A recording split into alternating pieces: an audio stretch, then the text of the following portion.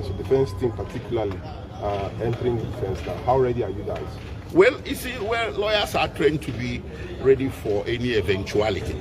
But the justice of the matter is another case altogether. I choose not to comment on that. So, wait, we have to comment. Sorry, sir. I'm one of the members of the legal team. This is a public document brought in by the medical council through the prosecution. So they serve us this thing today. And if you watch there, in this particular medical report, you can see all the ailments they say that Nnamdi Kanu is suffering from. And surprisingly, somebody that has all these particular issues, you now, in the last paragraph, to say that from your own distance, you can stand trial. Somebody that is passing through all these ailments. Having said that, too, go to make a consequential order. Say, please, go and examine him and report back to me. They never examine Nnamdi Kanu, only for them to come up with this report. Nigerian Medical Council, they should be very careful, because this is a professional body and you are expected to act professionally. Yes. In your report, you are expected, I'm not a medical doctor, but I'm a practicing lawyer. You are expected to show that on this particular day, you obtain his specimen. We carried out this lab, and the lab showed this. We are talking about somebody's life, for goodness sake. You cannot just enter into your office room and you open your system and start writing trash. And you want court to rely on it. And surprisingly, we are expected to take a date for us to go. And because when the court gave us an opportunity to respond, we are ought to have taken a date to confer from our client. It was when Nnamdi Kanu said, what? We are the people that even gave Nnamdi Kanu this thing. When the court was about to sit, we are talking about somebody's life. Of course, as a matter of this thing, the Igbos are on trial. This is a war against the Igbos.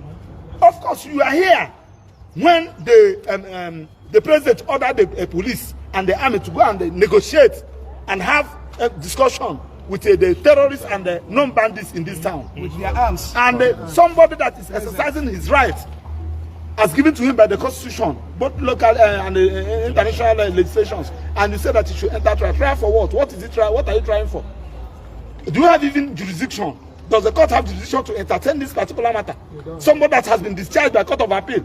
So we don't want to go into that. This is a trial again. These Igbos are on trial. This is a persecution, not a prosecution. And I stand by it. And I'm calling the entire Nigerians. It's the Igbos and the Nnamdi Kanu today. It can be another person tomorrow, and we should stand against it.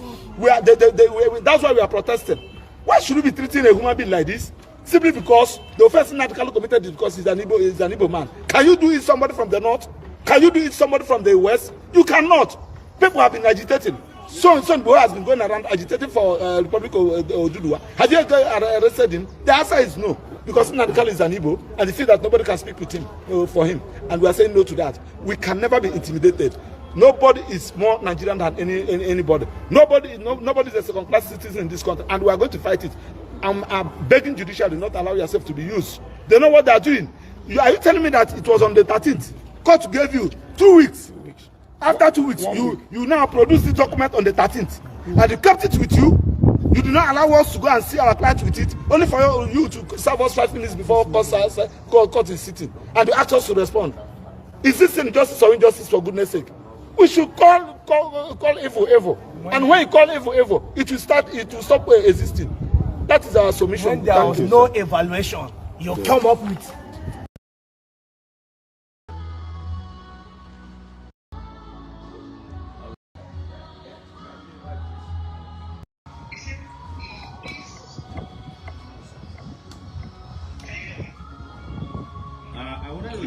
I wanted the press conference to start now. If you can join me at the press conference. Just wait a few seconds. Let me a few minutes.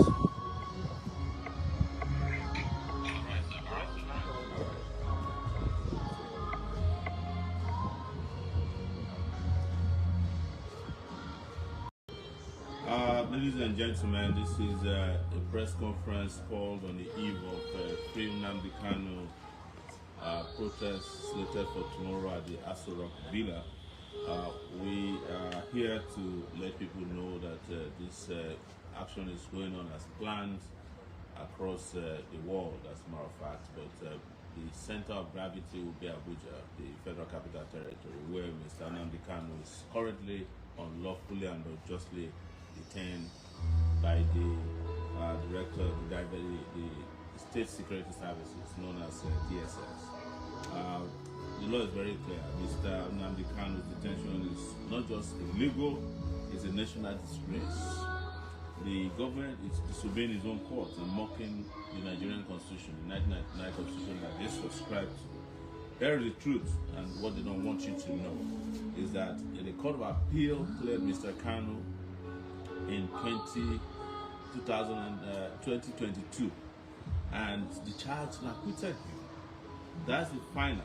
Yet the DSS, even upon this discharge and acquittal, never released him even for a second, in disobedience of the Court of Appeal position. It was pure contempt, and it has always been their tradition to defy the rule of law that they claim they subscribe to. The Supreme Court, of course, did take over the case erroneously. They overstepped. It is a twisted justice reversing a decision that has already been taken by a court of competent jurisdiction, like the Court of Appeal, on this particular matter. But even at that, the Supreme Court did say that Mr. Kanu never violated his bail condition. It was the Nigerian Army that caused the confusion. And you know that double jeopardy is also a crime. Nobody under the law should be tried for an offense for which they will discharge and acquitted. It's known as double jeopardy. I may not be a lawyer, but I know this well enough. So also, let us let you know that the law under which Mr. Kanu is being tried is known as the Terrorism Act of 2013, which is dead and buried. You cannot try anybody under a law that does not exist. So we want to let you know that this fight is bigger than one person. It's about every Nigerian right to justice, dignity, and freedom. And when the state tramples on one man's rights, it endangers all of us. Our demand, therefore, is very clear.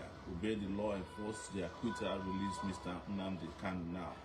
So tomorrow we will be out there, and we want to also clarify that there is no court order issued against the protests.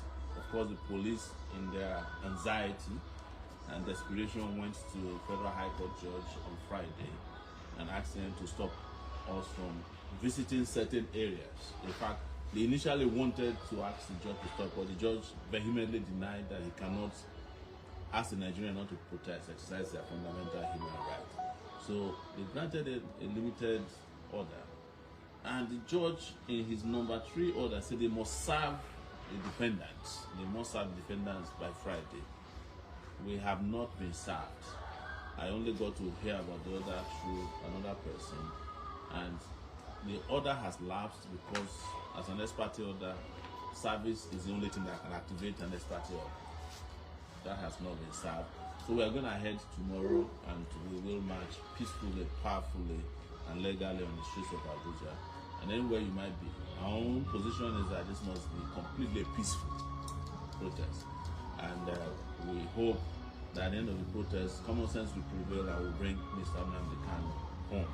Thank you very much for coming.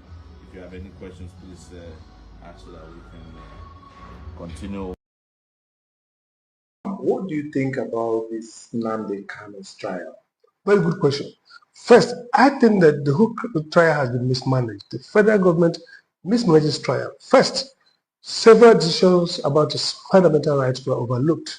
His rendition from Kenya violates human rights. It might be argued, nobody's saying Nnamdi Kanu is above the law, but he shouldn't be beneath the law. He should have the guarantee of full complement of human rights. The trial has lasted for too long, about 4 years or more. The trial ought to be quick. Look at the trial of even terrorists across the world. Quick. Done with it, and justice is seen to be done. Secondly, there are many terrorists, confirmed terrorists in the north of this country, who are sitting with state government crafting deals around amnesty. Now, Sondoboho's case, people saw how it went. So the sense remains that somehow Nnamdi Kanu is a victim, not of the rule of law now, but a victim of politics. because he comes from a particular zone. And so this is the problem. The case has been mismanaged to the point that it becomes a gross violation of his human rights. Two options for government at this point would be to grant him bail and fast-track free, fair trial, or release him through another prosecute. The authority has the power to do this, and this is also in furtherance of political justice. If Nnamdi Kanu was tried fairly at the beginning and the trial ended, no problem. But too long, detained, and everybody else is out, and issues about his health not being handled transparently, creates a more serious political crisis for this government and continues to sustain the notion that beyond justice, there's something else in this. I think that Attorney General should act quick and get him out on bail or end this trial. The outcome of this trial is not as positive as it would be negative. And really, by this point, criminal justice has been compromised. So even if he gets a conviction, it does not serve criminal justice anymore. And if he gets a conviction in these circumstances, it may actually lead to a perception of gross injustice and targeted injustice against him because of political calculations. So I think it's better to grant him bail, let him go and take care of his health, and stand trial. He's not a flight risk anymore.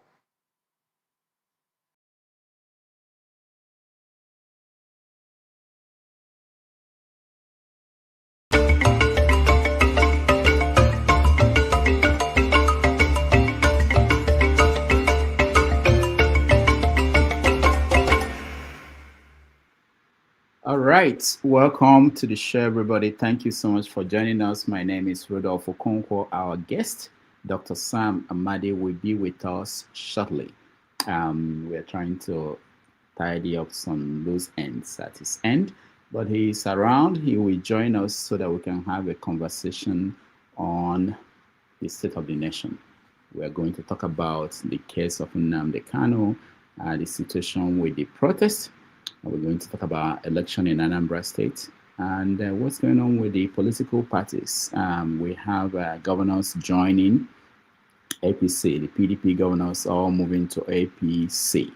And that led to this video that came out yesterday of the governor of Imo State talking about Nigeria being a one-party country. And nothing can beat this. Let me tell you, the truth is that there is only one political party in Nigeria. And the name of that political party is All Progressive Congress. Have you not seen on the television? If you go to the National Assembly, every day you see senators and House of Reps people leaving their parties and joining APC. You go on your left side, you see governors leaving their parties and joining APC. It is not born out of nothing. It is the conviction that President Bola Ahmed Tinubu has performed. It's a testament to the fact that Nigeria is now working again. So let us celebrate for being part of this national history, for seeing this thing happen at our time. So that APC will not only be congratulated for providing leadership, President Bola Ahmed Tinubu will not only be commended for providing leadership and for recovering Nigeria, reconstructing Nigeria, and rehabilitating Nigeria. But must be remembered in a history as a man who came, saw, and succeeded. So we are here to fraternize with you, our brothers and sisters, and to tell you that we are with you and that your leaders are doing well.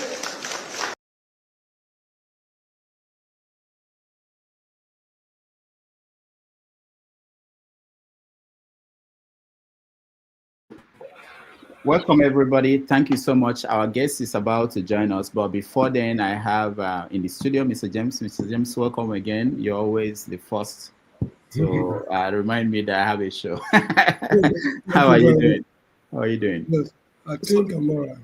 So our guest is actually, I don't know, he once, I think he ran, so he was a candidate, or was he aspirant to be governor of Imo State. So he still has that dream, but he's also a public intellectual, and he's the director of the Abuja School of Thoughts. Yeah. So for someone like that, you know, and there are many people like that in Nigeria who have gone to school abroad, who have worked in international positions, and they come back to Nigeria, they want to contribute, but the Nigerian factor becomes an issue. Do you have any insight into that challenge of how do you take the knowledge, like you now, you've been in the Gambia, you have knowledge that you take it back home to impact your country, but you don't have that opportunity? If you use me as an example, I think it will not be an appropriate example because the experiences I'm acquiring here in the Gambia cannot be implemented do not fit into the Nigerian system of doing things. Every society is unique. The way they play their politics here is very different from the way we play ours in Nigeria. I know how to get along with the people, but when I go back to Nigeria with the present ideas I'm having, I'll be a total misfit. I need to recalibrate my thought patterns to suit how Nigerians look at things. For example, to contest election in any part of the world, you must, to some extent, be dubious. Let me put it that way. The degree of dishonesty in Gambian politics is in no way comparable with that of Nigeria. There are no cases of snatching of ballot boxes. It has never happened since 1965 in this country. The way you see, their system is radically different. They don't use ballot papers. They use some tokens, which they put into a box. Or it's around there. No, not yet. Go ahead. No, it's not. Yeah. Yeah, they use some tokens, which they put into a box, and when you slot it, it will ring. I mean, a bell will ring. That shows that you voted once, something like that. Compared to our system, we might look at it as crude, but this is foolproof here in the Gambia.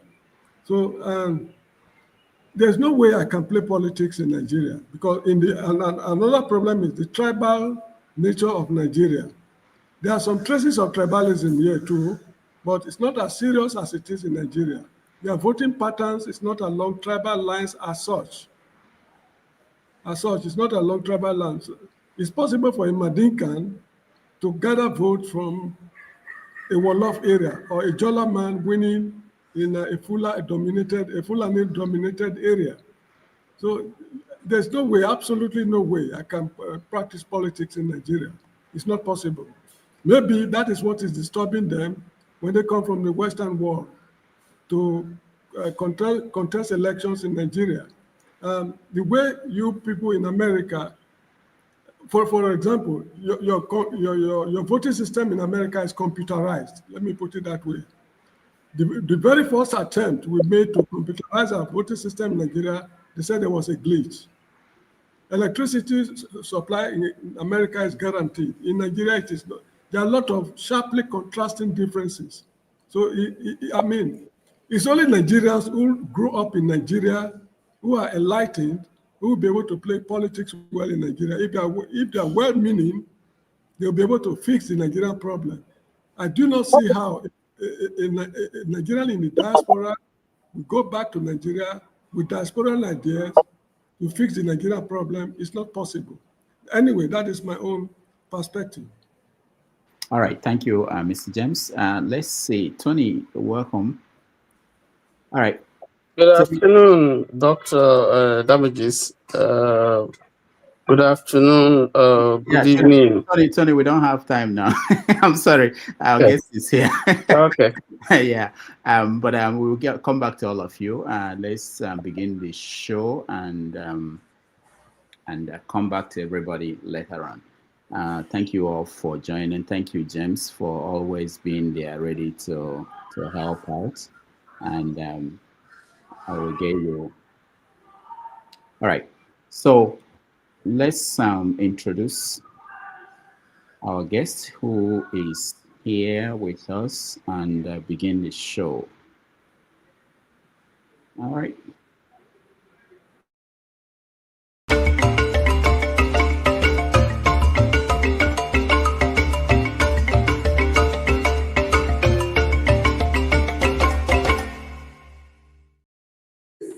Hello, welcome.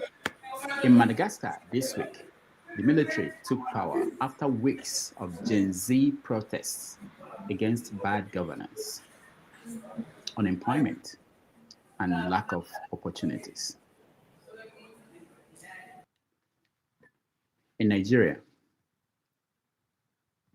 the defense headquarters has denied that there was an attempt by some military officers to plan a coup, reacting to a news report that 16 officers were arrested for planning a coup. The military called the story fake. It is 8:30 p.m. in Madagascar, 6:30 p.m. in Nigeria, 1:30 p.m. in New York City. Wherever in the world you are joining us, welcome to another episode of 90 Minutes Africa. My name is Rudolph Okonkwo. My co-host, Chido Onoma, is on assignment. On our show today, we will discuss what to expect tomorrow after a high court restricted where protesters led by Omoyole Sowore can go in Abuja as part of their campaign to free Nnamdi Kanu. We will talk about the response of Southeastern leaders and intellectuals to this call. Plus, we will explore other major political flashpoints, the upcoming election in Anambra State, the Governor Mbah's defection to the APC, and Rufai's explosive interview with Works Minister Engr Umahi. We examine what they reveal about the state of Nigeria's media and democracy. Our guest today is Dr. Sam Amadi. Dr. Amadi is a renowned public intellectual, lawyer, and policy expert. He is the director of the Abuja School of Thoughts and a former chairman of the Nigerian Electricity Regulatory Commission.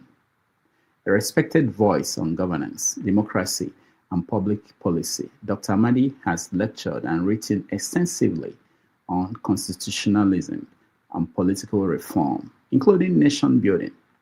His thought leadership continues to shape conversations around Nigeria's democratic development and the future of good governance in Africa. Please join me as we welcome to the show Dr. Sam Amadi. Dr. Amadi, welcome to the show. Thank you. Good evening. Thank you so much for being here, and a lot of people have been looking forward to having you again. And sorry, I apologize for coming late. Yeah. No, it's okay. We understand. We understand. So let's start from Abuja, where you are. I believe you're in Abuja. How is the atmosphere in Abuja today? Are people? What's going to happen tomorrow? I think Abuja is normal, as a Sunday in Abuja should be actually, and also warm. And Sunday evening, some traffic here and there, meetings. I just rushed from a village meeting myself. So Abuja is, as it is, a bit of gay but calm and sombre, basically. And maybe gardens will be busy.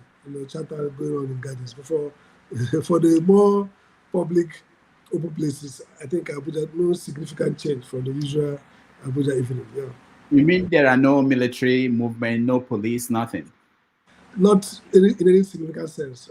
I've just been driving through from church to home to office. I don't see any serious. Yeah. So, is the protest going to happen tomorrow? What do you know? I don't know much. I think protests organized by Sowore, or which Sowore and his group have always happen, one way or another. How it's going to happen may be the question. But I think the protests will happen depending on two factors. The police restrictions, how extensive it will be, and then how early they can get out. And then maybe it could be symbolic, maybe it could be more than that. So for now, I just want to believe it will happen, and in what degree, whether it will be significant enough, whether it will entail marching through streets or just staying somewhere with placards. I don't know, but I think it will take place. Okay, I played a video of a press conference that Sowore gave a few hours ago. In that conference, he said that there was no restriction, that what the police did was not legal, that they went behind the back and got a judgment, something from a court. What do you think of the whole thing? Police? Well, if a court issues an order, I mean, it's as legal as it can be. It's not unusual, even in the US, that people go and get preemptive injunctions, to stop or to even stop government from undertaking action. So maybe what they did is the normal thing they do, they go behind, ex parte, that's called behind, and the judge would assess the, in Nigerian legal balance, is the balance of rights to say, well, if we don't intervene and wait until Sowore is put on notice for a hearing date, what loss will happen? Vis-a-vis if we intervene to stop the proposed action. So end of the day, the law is that the court would, if there is real likelihood that some actions that could be irreversible could happen, maybe the court can exercise discretion to stop the proposed action and usually ask the parties to come to a closed date to see if they really. So, but as a practice, the Nigerian courts have been, in many cases, willing to issue injunctions, even when the balance of justice, what they call the balance of justice, perhaps does not justify or stipulate injunction. Again, it's discretionary. There are no, hard and fast rule. Judges' assessment of risks differ from the judge to judge. So you expect that the court would most likely, grant such reliefs. But whether how Sowore and the promoters of the protests interpret and the level of compliance, it's for them to assess. But again, it's not an illegal act for courts to issue ex parte orders that are injunctive in nature.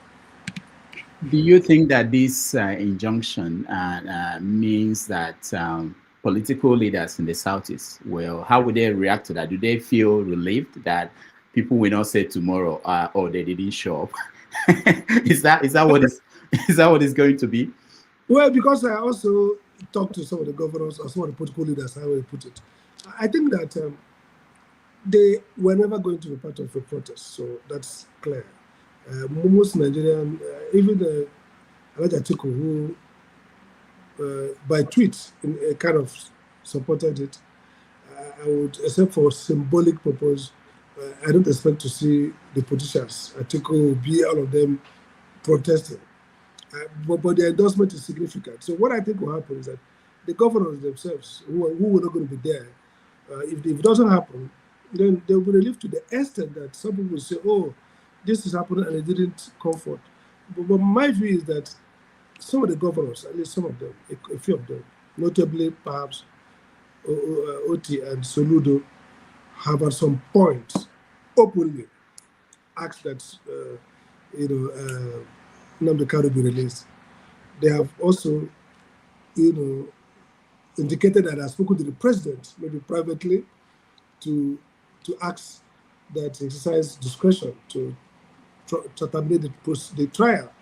Ohanes Ndibo, which one could describe as the apex Igbo political, socio-political platform of those who are not elected, even though some of the elected people participate, have also been very, very clear. I mean, I think the chairman the president of Ohanes has also issued a video message. So, in a sense, it would be not correct to say perhaps Igbo political leaders have not shown commitment. But whether they are going to ride on this new wave of Sowore's public action is a different thing. So they have all indicated, including myself, who have done a couple of videos to say this trial has now become a violation of rights in terms of the many violations and procedural errors and all that. So what the question then is, some people also are a little bit suspicious of the timing and the nature of this. Some people think perhaps this is a way of setting them up, because in the Nigerian culture, some level of politicians do not necessarily protest, unlike what we see in the US now. in Nigeria, people at some level of political commitment. Beyond. Except, in the few cases in 2015 when Tinubu then protested, which is politically just the way you expect a high-ranking Democrat in the U.S. to protest in this low-king protest. But that's politically important. But this sort of protests, oftentimes they don't play key role. They don't participate. What about public intellectuals like you? What are their? Did you get a sense of what they thought about the protests or the need to do something like this?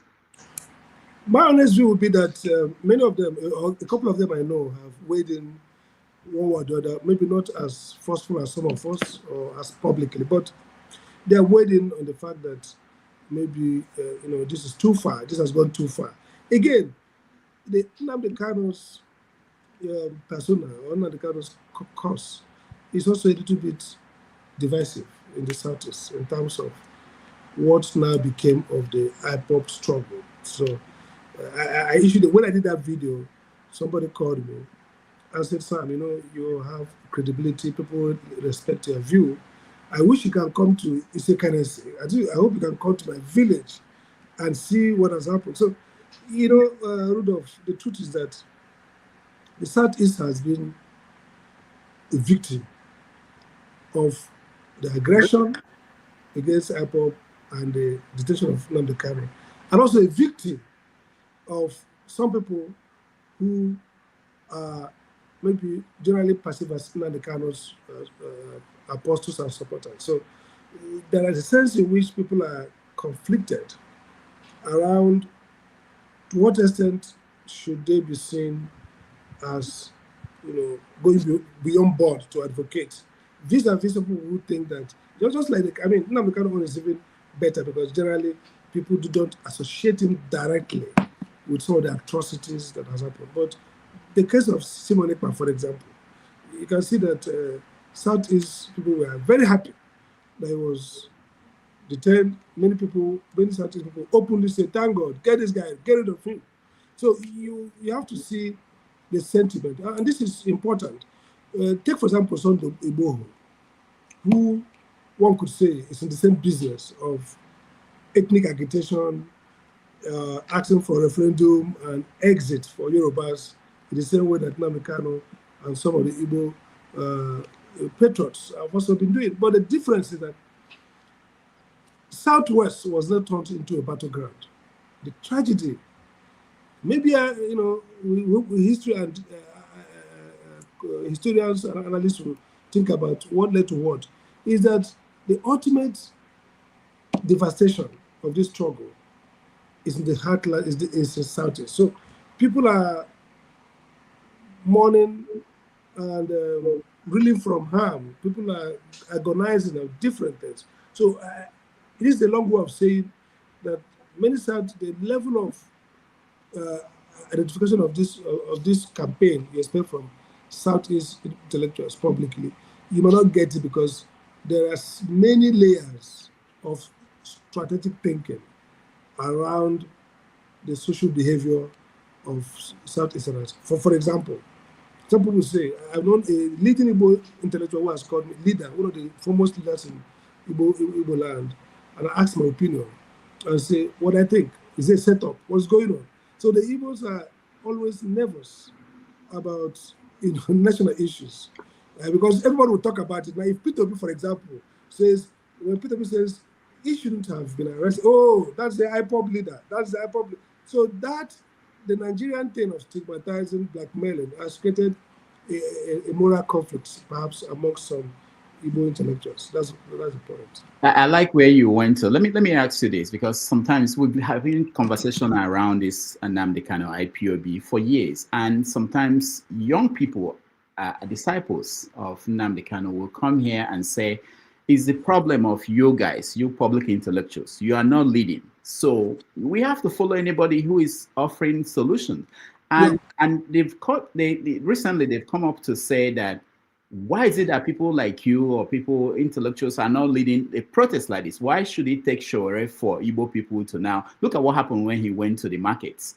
You saw that people wanted someone to lead them to say something should be. Why is it that no Igbo person decided to do that? I think that's a good concern, and I think Sowore answers that question himself. Sowore, in one of the interviews, if I got him right, said that Nnamdi Kanu is suffering because he's an Igbo. Basically, Sowore says there's an Igbo problem. You see, some of us who have, to an extent, come out to lead on some of these Igbo questions, have been branded by our colleagues and say, oh, Sam has now become ethnic bigots. So, if, like I said before on one of your platform, I said, if I defend the right of people in Sokoto, I'm a nationalist. But if I say, why are you killing young youths in Enugu extrajudiciary? And then I become a tribalist. Oh, Sam was not like this. So, and that's not an excuse. I think there's an Igbo complex since the war, which has two dimensions. One is the fact that Nigeria keeps on blackmailing the Igbo people. Igbo leaders keep on blackmailing them. I mean, just in a controversial one, let's take P2B, no matter how people think about it, it's probably the most prominent Igbo political face now. His politics has been extremely nationalistic. To compare even with Tinubu, for example, who held back as governor, stayed back, controlled the Yoruba land politics. So Tinubu, P2B has a better credential to claim to be a nationalist. Tinubu did not, even when he was in the primary, he didn't bother to come to the Southwest. But if he says something today about the Southwest, nobody will accuse him. And so we should not trivialize, and so this said so, the fact of the Civil War. Both the Igbo and non-Igbo analysts trivialize what that means. Like my friend Udenta would say, that the Yorubas didn't fight the Civil War, Igbos did. So they don't carry that burden. The nation does not see Yorubas from the prison of a civil war. Okay, they may see them as competitive, quarrelsome, maybe not reliable. I mean, people can profile any ethnic group the way they like, based on association with individuals. But they're not going to sit back and say the Yorubas wanted to exit Nigeria. So that history, that has to be, the demon has to be exorcised. It's part of our work as new Igbo intellectuals to go to break the chains and say, you know what, we don't give a damn. But when we do that, the cost is that your compatriots stigmatize you and say, oh, this is not the right Igbo. They select the right Igbo who is playing dead brain to Igbo crisis. So that's really why the Igbos are not leading that. It takes a Sowore, and like they say, it takes a Nixon to go to China. It takes a Sowore to be crude. It takes a Yoruba or a non-Igbo to do what Sowore is doing and not suffer any severe consequence for it in terms of, I'm not talking about arrest and detention, political consequence. In fact, he win, it's a win for him, win-win, not a win-loss. Some Igbo guys will like him, but if an Igbo does that, he lose Yoruba supporters. He probably lose some Hausa people. They say, oh, this is a closeted IPOB. That's really the challenge. But that's not an excuse, but that's an explanation as to what you're saying. One more question around this topic, then we'll move to other things. There were people who were feeling like they understand what you're saying now about the risk of being the Igbo person that would do what Sowore is doing. But they said that if Igbo people will come together, just think about this, all the governors, all the senators out of rep, and everybody in the market, if they come together and do this, how we tell the nation that this is important to all of them, and nobody will punish all of them at the same time, you know. But why did that happen? Okay, now to put this way too, this crisis also creates a collective action problem for the Igbo people. Again, going back to history. So, when we went, Igbo leaders came out to the first Nnamdi Kanu released from prison.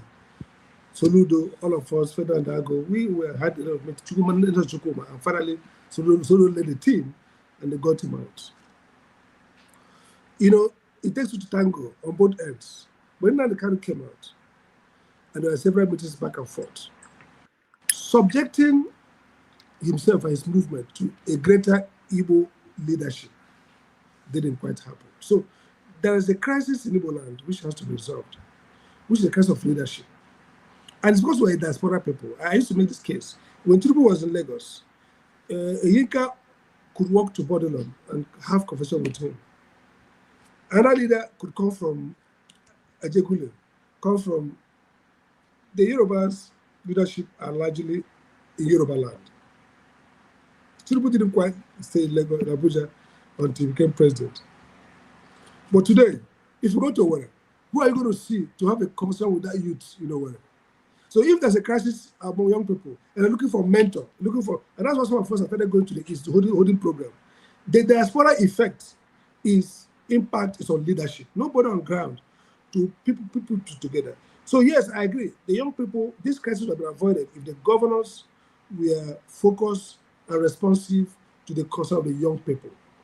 So the truth of the matter is that we don't have, Achebe says, the white man has put a knife on what holds us together. And we cannot talk to each other.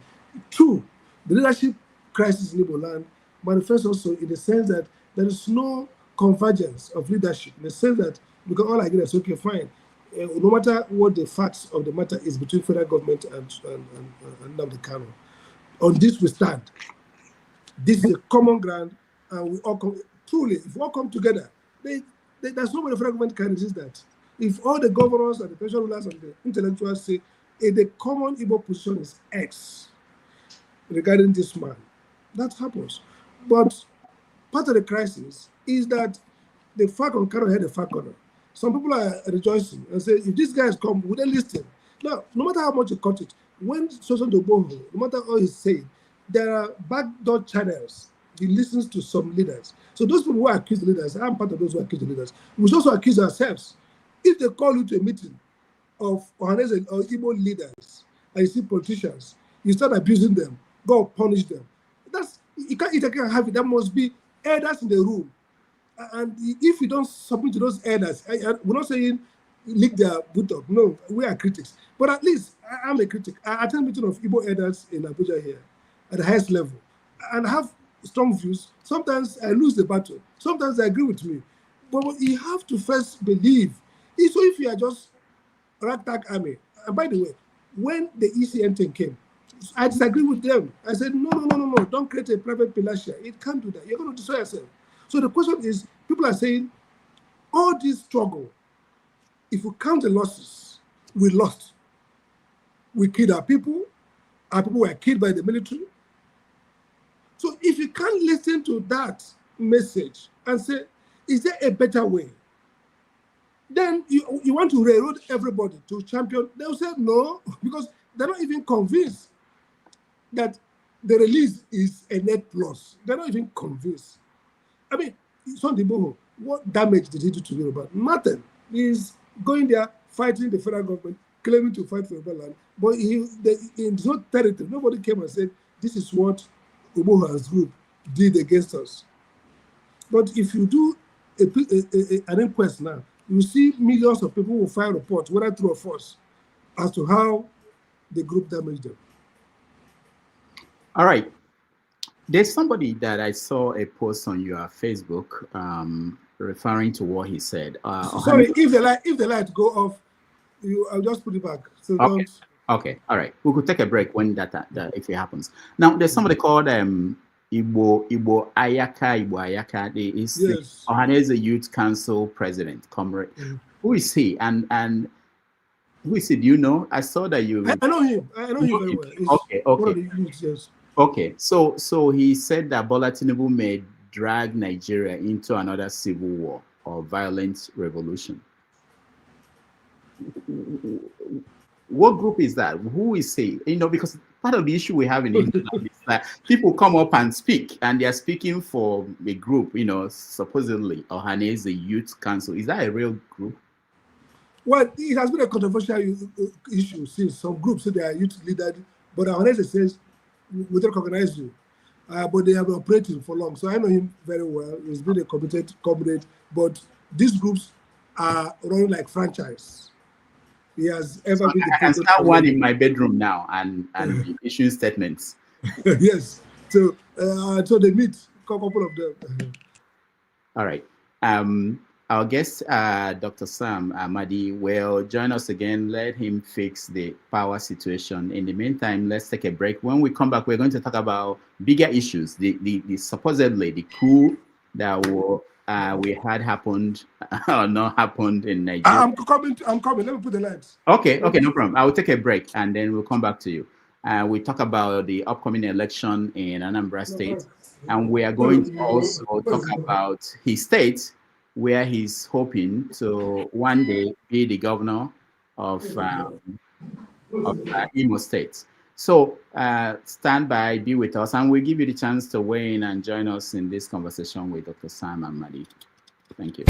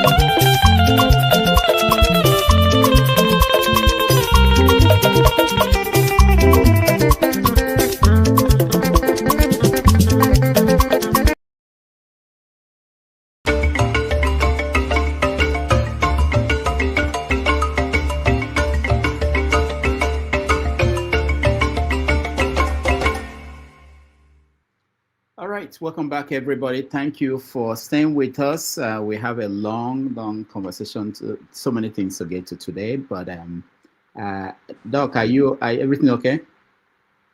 Can you hear me, Dr. Amadi? All right, Dr. Amadi cannot hear me. Can you hear you me? now. Okay, Yeah. okay, good. Thank you so much. Let's quickly get to other issues in the news. One is this story from Sahara Reporters 2 days ago about supposedly a coup, planned coup. People were arrested, soldiers were arrested. The Defense Department, Defense Headquarters, they came out and said, nothing happened. What do you know? Nothing. I mean, really nothing, because it's a bit surprising that they said there was a coup, and they said nothing happened. I read it on Sahara, I read it in maybe secondary sources. But what I think, if I have to believe the report for the federal government, maybe the arrest. If my son asked me this question, say coup, I said I don't know. Many people ask me the question, but I do know that the government does not talk about maybe if there are some military move. Maybe people are arrested for high-profile persons are arrested for maybe security-related issues. But whether it's a coup or not, you can't know. There's no way civilians know about coup except they have insider sources, or later events can confirm to us whether there are some, maybe planned or some security situation that the Nigerian military had to deal with. But if it's such, I guess it will be of a much more high level, high elevated nature than maybe normal misbehavior of rank and file. So whatever it is, we'll know, but it must be significant. But for now, we don't have any, apart from the news by Sahara Report and the other news sources. Mm-hmm. Now, you talk about transparency in most places where you speak, and I want to bring it down to transparency again. And you can say that when it comes to national security, we don't reveal so many things. But what about the situation with Wale Edo, the Minister for Finance, where he was sick? The nation, we were not told that he was sick. There was a big meeting happening in Washington, D.C. that he will miss. And people started looking, and Sahara published a story that the man had a stroke and was flown abroad. The government said, no, he didn't. He wasn't sick. He's here in Abuja. And 2 days after, oh, okay, he's in London. What would you make of this kind of governance style? Because he didn't start there. Well, I think it was George Orwell, I think, who says government is the art of telling people the truth. Maybe in the literal world, but in real life, especially in Nigeria and in this part of the world, government is the act of lying to the people regularly, even the things that have no security implication. The fact that a Minister of Finance is not well, even if it's seriously unwell, does not anywhere approach national security consideration. It shows the character of government. I mean, even if they're not going to disclose it, if it's revealed that he has become ill and flown to the country, it should be a matter of, yes, confirmation that, look, everybody can be sick. I saw him maybe a week or so before then. It wasn't like paralyzed. So if he was ill, it probably became ill. And so there's nothing scandalous that the Minister of Finance is unwell and therefore cannot act formal officially, and somebody else has to, lead the delegation. So that's simple statement. Yes, we confirm that the minister is not feeling well. The minister is making an arrangement or has traveled out of the country for. He became unwell. We know that Nigeria has no medical facility that these big men will patronize. So there's no more shame. I think no political.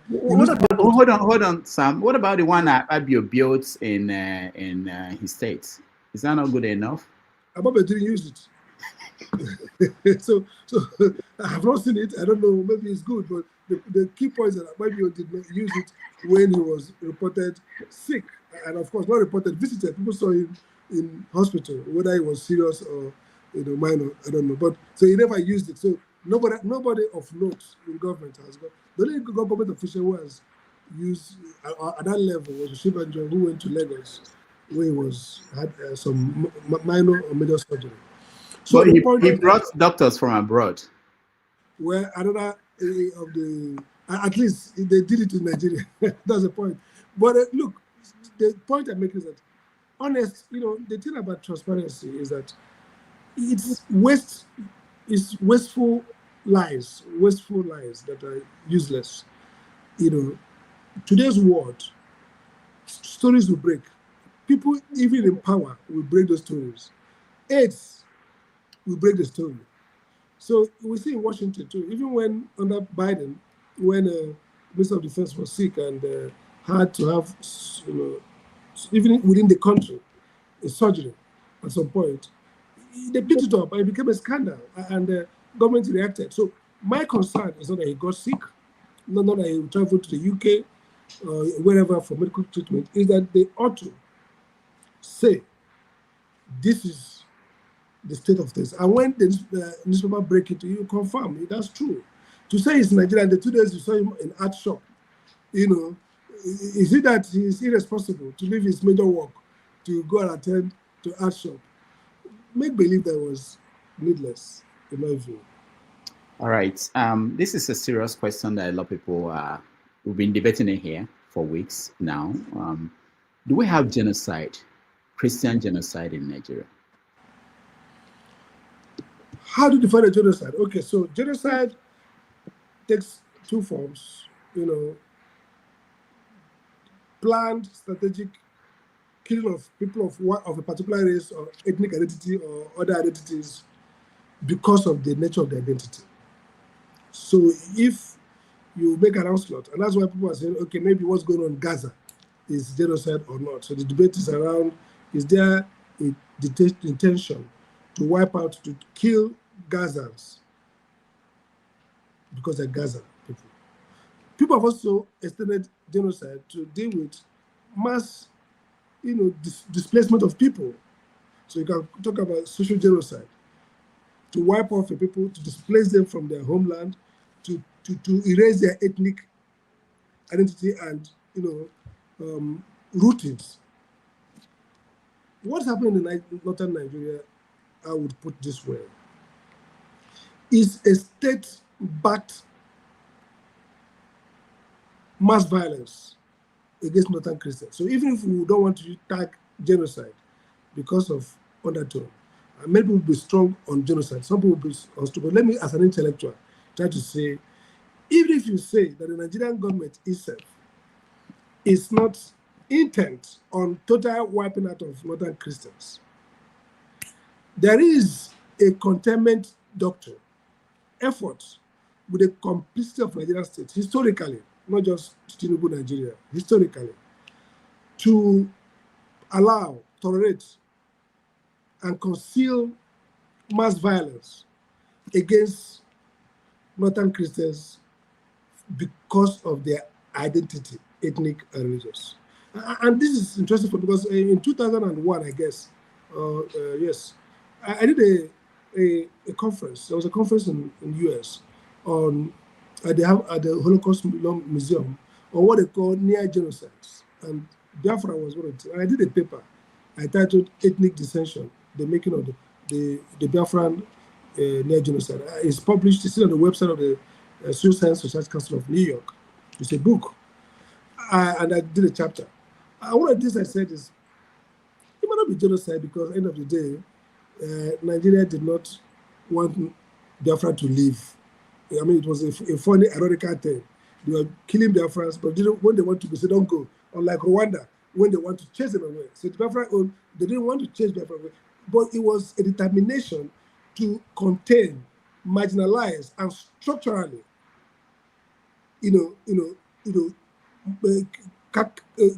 reduce, suppress the Biafrans. I said something about northern Christians because, and again, this is a second dimension, and it's in Senator Cruz's petition and proposed bill. People forget the issue of blasphemy and the fact that in 2000, in my view, constructively, the 12 northern states in Nigeria became Islamic republics by virtue of enacting criminal Sharia into law. One is the only person who have made this argument strongly. that the state cannot, by virtue of Section 10 of our Constitution and Section 39, you cannot legislate public law, Sharia as public law, as criminal law. And in 1957, by the way, historically, the Northern region organized a committee led by Professor Anderson of University of London, the leading expert on African law at University of London. And members included the chief imam of India, I think Pakistan. They were part of that team. And their charge was to look at how independent Nigeria, Northern Nigeria, whether they should have Sharia law. That team of eminent scholars and Islamic jurisprudence recommended that Nigeria should not have a criminal Sharia. 1957. They should only have personal Sharia as a personal law, custody, marriage. In 1959, this is 57, 59 Constitutional Conference in London, this matter came up again. As we're entering into independent Nigeria, what should be the nature of state and religion, especially regarding Islam and Sharia? The conferees agreed that we should exclude criminal Sharia and allow personal Sharia. That became our constitutional, I call it the Nigerian constitutional bargain. The Nigerian state was erected on that bargain, that the average Muslim could have Sharia regulated private, just like a Christian, private life. But there will be no criminal Sharia. And that was why in Nigeria Section 36 has a section that says that nobody shall be punished for a crime not written in law. Because Sharia was unwritten, just like customary law. In your village, maybe if you piss in a K-day near a farm, they can give you 10 strokes of cane by customary law. But anybody who does that, they can go to court. You can't, criminalize or punish anybody for written offense. That was Nigeria constitutional bargain until 2000. In 2000, something happened. Sharia was declared in Zamfara, became wildfire, and they enacted the law, the Sharia criminal law system, the code, and that means they rewrote that constitutional bargain to now put in criminal. So the Nigerian states, Zamfara, Kaduna, but all the northern states, have, by their law, actually enacted Quran, Sharia, into the legal system. And they have become Islamic republics. They won't like this. Nobody likes to hear this. But that's the truth. That's the legal meaning. So when we look at genocide, whether Boko Haram is killing only Muslims and Christians, that's true. That may be true that, we don't know the proportion. But the point is that by legislating Sharia, these states have declared themselves Islamic republics. So Nigeria is now two republics. That's inconsistent. Two republics. The Federal Republic as a secular and the Islamic Republic together. And that's why you can go and kill somebody for blasphemy. And that's why a Muslim, the guy who's facing trial, who was killed, the woman who was killed in Niger, is apparently a Muslim woman for infringing. Because if you look at the constitutional section 39, what it suggests, or 38, is that every Nigerian can change their religion. But under Quran, under Sharia, you cannot change your religion. So Nigerian leadership is toying with inconsistency and contradiction. So I see more of the northern Christians becoming second-class citizens. So there is unequal citizenship. If your state can enact a criminal law, public law, on someone else's religion and not on your own. These are the dimensions that people are not bringing out. So yes, that is organized. The Nigerian state is guilty. And I've told northern Christians, I say I'm ready to go to court for them. I don't want to talk about the contradictions they are suffering in terms of having, strong pushback against the Nigerian government. I think the northern Christians are victims of sustained historical violence by the Nigerian state. Whether you call it genocidal or some kind of ethnic cleansing, but there's no doubt in my mind there's a historic pattern of state-sanctioned, state-concealed, and state-authorized violence against them. When you say state sanctioned and authorized, people might be thinking the Nigerian state authorize a Boko Haram or whatever group to kill people. No, that's what I mean. So what I mean by state authorized is very simple. Okay, fine. A young lady makes a comment, fair speech, really fair speech, not really seriously harmed anybody, on a WhatsApp group, and he's killed. And she's killed, stoned to death. And then the people who killed her are free. The Nigerian state did not prosecute it. That's state sanctioned. You see, they connive, and it comes from what I call the Nigeria's religious exceptionalism. Nobody mentions religion. People are afraid.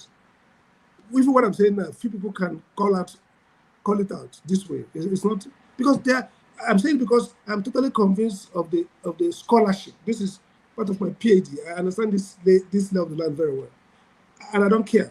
But many people cannot, because as a state, the Nigerian state is a theocratic, feudal state in orientation. Theocratic. It's a state that's catering to religion.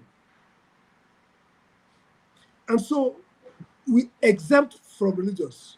So if somebody says a citizen has been killed, stoned to death, and the state does not prosecute those who did it, like in Sokoto or elsewhere, that is state-sanctioned violence against the people. But the state has a, see, that's the difference. So anybody can be a criminal. Boko Haram can kill people. I mean, in the south, people are killing people. Is that what I'm saying?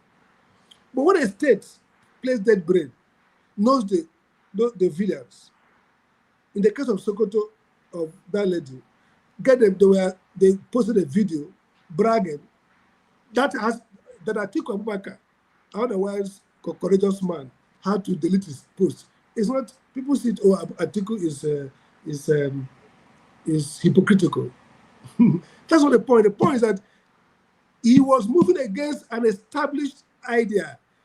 He knew that, in fact, many people come on Twitter, very high placed, some of them are special advisors to people in government, to president, one of them, and they said, I support it. If anybody abuses Mohammed, kill him. That's the sanctioned violence.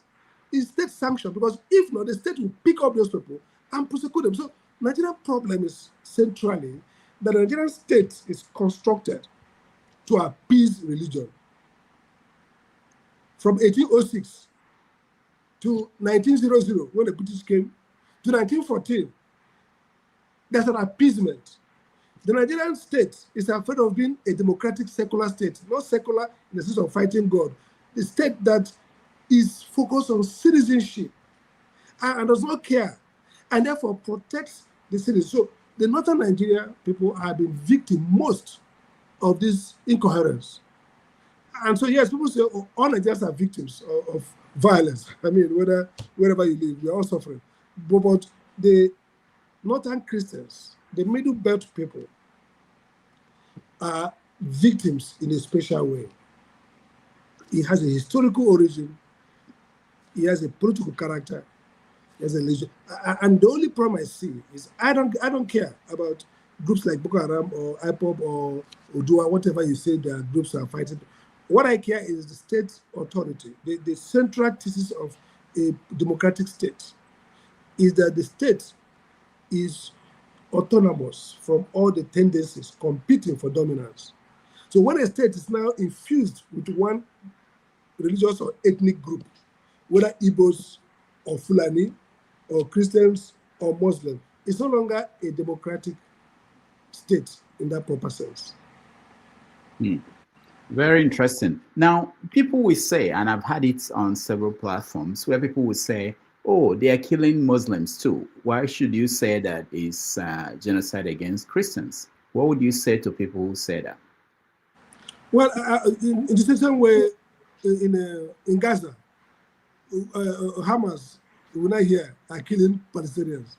But wouldn't you agree that Hamas has a policy of exterminating Jews?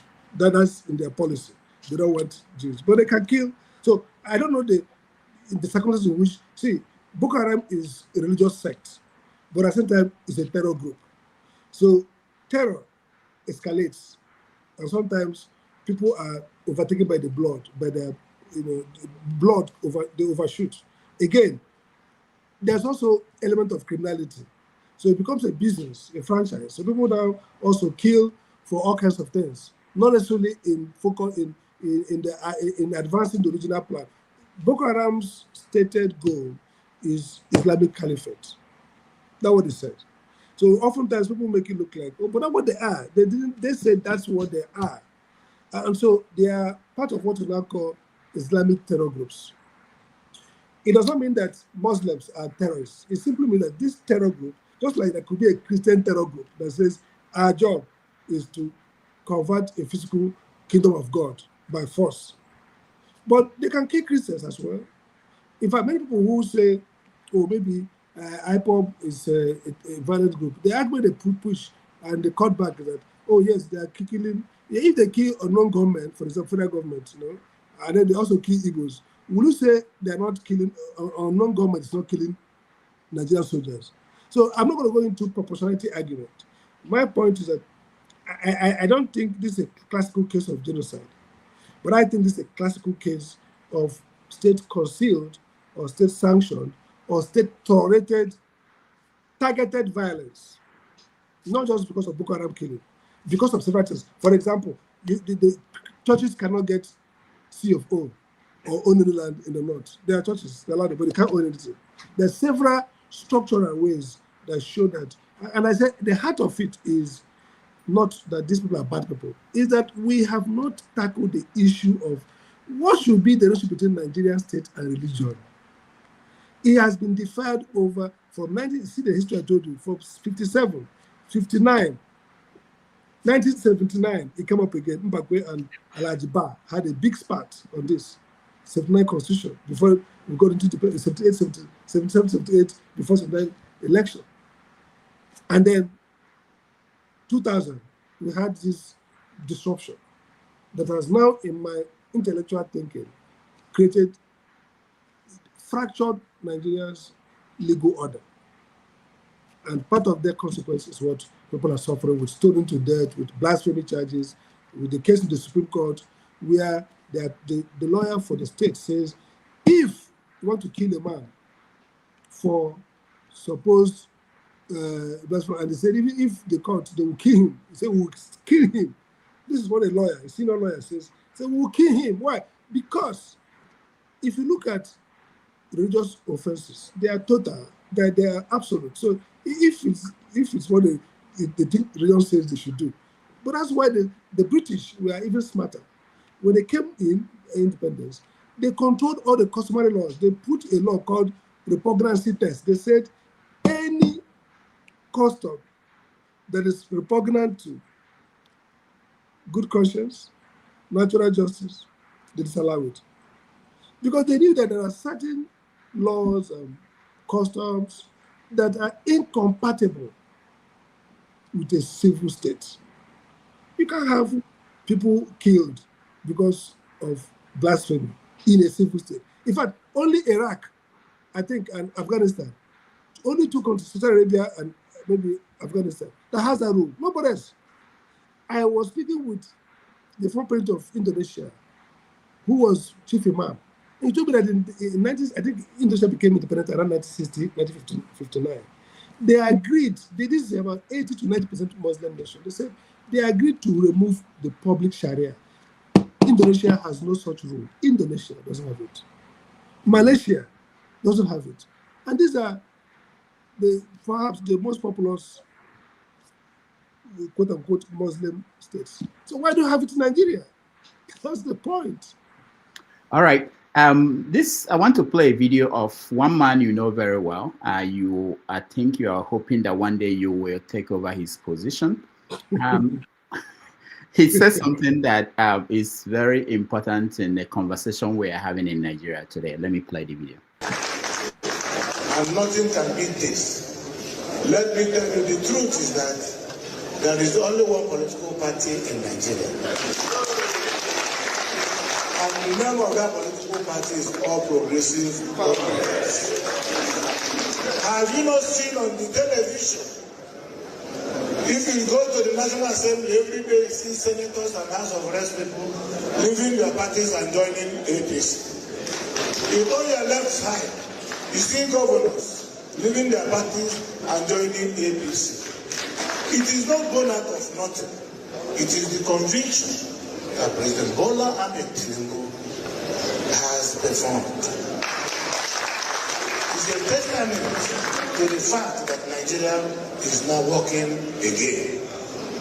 So let us celebrate for being part of this national history, for seeing this thing happen at our time, so that APC will not only be congratulated for providing leadership. President Bola Ahmed Tinubu will not only be commended for providing leadership and for recovering Nigeria, reconstructing Nigeria, and rehabilitating Nigeria. But it must be remembered in a history as a man who came, saw, and succeeded. So we are here to fraternize with you, our brothers and sisters, and to tell you that we are with you and that your leaders are doing well. All right, that was Governor, what's his name again? Hopu Uzodinma. Hopu Uzodinma of Imo State. Talking about the country being essentially one-party state, and he's proud of that, and it's because Tinubu has been doing well that everybody wants to be part of that. I saw an interview where you talked about APC being the only party that is, I think you described it that is organized or in good shape or something. What do you imply that others are not, and who is responsible for that? Good question. So many Nigerians read it out of context. My point is that APC is currently the most organized party, and for a good reason. They're in power, so they have space for they can share the goodies. So I've always argued that the smaller parties are the worst, whether it's Sowore party or Labour Party, for one reason. The reason is that there are no rooms for win-win. So take an example, Abure. When PDP lost the election 2023, the first cash out was the national chairman. People say, oh, he resigned. Why? These are guys who have jobs they're doing. They have a room to operate. They can leave their job. Gandhi has left. If tomorrow Tinubu, for strategic reason, doesn't want this guy to continue, and they want to trade him off with Kwakwanzo, for example, or anybody, they'll call him on a meeting, they'll offer him something, and he'll gladly leave. So you will see APC have 100 cases in the court. But what will they give Abure or any of these guys to increase their position when they're waiting for primary, where they'll get 400 million, 200 million, and it's because that's where we are today. The political economy of party organization means that the party in power will have seeming coherence and orderliness, and that's what APC is enjoying right now. If Wike is not, Tinubu didn't give Wike a good job, and is there to influential, will he have capacity to unravel PDP, to hold them, to ransom? It's not going to work. So the advantage APC is enjoying is that they hold all the aces. They can give Wike a job, and Wike can tie down PDP.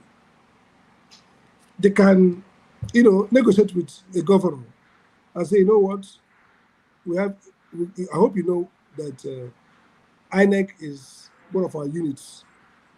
It's a caucus of our party. I hope you know. I hope you know that the police is a caucus in our party. And the governor, who has no traction, who has no history of fighting, who cave in. So, contrary to what Hope said, yes, it's not possible to have one party in Nigeria, and for good reason. The greed of the people in APC, the politicians themselves, during primary, we're going to see exits. And also exits will go and repopulate if Labour Party, if P2B is still a Labour Party, or PDP recovers and Peter or Jonathan, anybody is their flag bearer and there's prospects. If I go and take SDP, Abga may even inherit a contract to Sosolu those wish, a presidential candidate, or a senatorial, or a governor's aspirant. So we're not going to get to a one-party state. They're going to suffer the consequence of their over-bloatedness. They're going to suffer it. But what is clear is that the Nigerian political class has become cynical of democracy, and that's dangerous. They are totally cynical. They don't think around the people anymore, the votes and the voices of people. So they just say, you know what I lose to join APC? I have the president, I have the cover, EFCC, everybody's happy on the same bed. What I lose? They write me the results. What I lose? So think about it rationally. So why wouldn't I join if this election that Tinubu lost, in my view, in 2003, and they won because the INEC decided what they want, and the court is even the worst. They know that the courts, there's no election on this earth the Nigerian court will denounce or cancel. One of the impossibles. You can actually bet and become a billionaire. You can bet everything you have that the Nigerian court will not cancel one, even if the CNN can live feed of the ballot box torn, destroyed, and people stabbed, and their blood used to mix the ballot box and thrown into the sea. And they saw a parrot flying in with results from US live feed and dropping it and someone written it. The Nigerian court will validate it. They will ask you, why didn't you stop that parrot? Show us that what you saw is is crazy. So in that circumstance, I hope it's not been very smart or very, it says nothing we don't know. It's true. There's one party for the cynical Nigerian politicians. But as perhaps a party where the angry, demobilize, brutalize Nigerian people I'm not sure, may go. And I think it's actually a good time in Nigerian politics because Nigerian politics has been struggling to have a form and a nature. There are no conflicts. There are personal competitions. So maybe, and this is what Putin could be, and this is why I think the obedient people. All right. I think he lost power again, and we expect that to happen more frequently. I think it was yesterday that someone, I think it was Obia, that said we should probably have a demonstration or protest over power in Nigeria. Maybe that may be the next thing. But we will be right back with Dr. Sam Amadi, who is the director of Abuja School of Thoughts. I want to know how you get into the school, who is qualified to be in the school. I know they are mentoring some students, what they are going to do when they are done with their education, the School of Thoughts in Abuja. I also want him to talk about whether he's still going to attempt to replace Hope Uzodinma in the next election. So we will be right back with Dr. Sam Amadi. And of course, we will give you the chance to ask some questions. So prepare your best question. We may go over the allotted time today, but I'm sure that we will have an interesting conversation. I think he's back. Okay. All right. So the point I'm making is that maybe we're going to have Nigerian politics, like I said, have been gradually and steadily going into a rut where there are no clients as issue, nothing to compete against, apart from raw power, raw greed, raw quest for power. I think Tinubu epitomizes that excellence. It is the highest expression of that cynicism about power, that real focus on power and nothing more. And so that's why he's successful now, to bring all these people together, because it's natural. It comes to him natural to say, the deal for power. It's natural. Tinubu is the most successful Nigerian power player. And that's what you're seeing now. So because he has no commitment, in my view, zero to any ideal more than power, it's easier for him to negotiate everything. And that's what I'm getting. So maybe it's a good time for some pushback. Let's see how it goes. But it has nothing to do with performance. Nothing. Otherwise, what concerns a governor with Tinubu performing at the federal level? So what concerns Delta State, that probably could win their governorship election. P2B won that handily. They won the governorship. There's no threat. Why should Diri, who is not running for election, want to decamp? Are you surprised about Mbah? Two reasons why I'm not surprised about Mbah, and that's the context of the statement I made. For two reasons. One, Mbah has little political gravitas. Mbah will struggle really to win a nomination. Not that he has not done some good job, infrastructure or thereabout. He's not in control of Enugu politics, even as governor. It's not. He almost lost the election. So he probably will be tempted with the idea that he has powerful enemies in APC, in hopes of them himself, actually, and that he doesn't know how the obedient move will come again. He struggled to not to be defeated. Let me not say he was rigged, but he was struggled not to be defeated. So I think he hasn't got. I forget the noise. They are turning nothing. They will struggle to win. Even it's not going to change the fact that P2B, if he's on the ticket, we win and win through.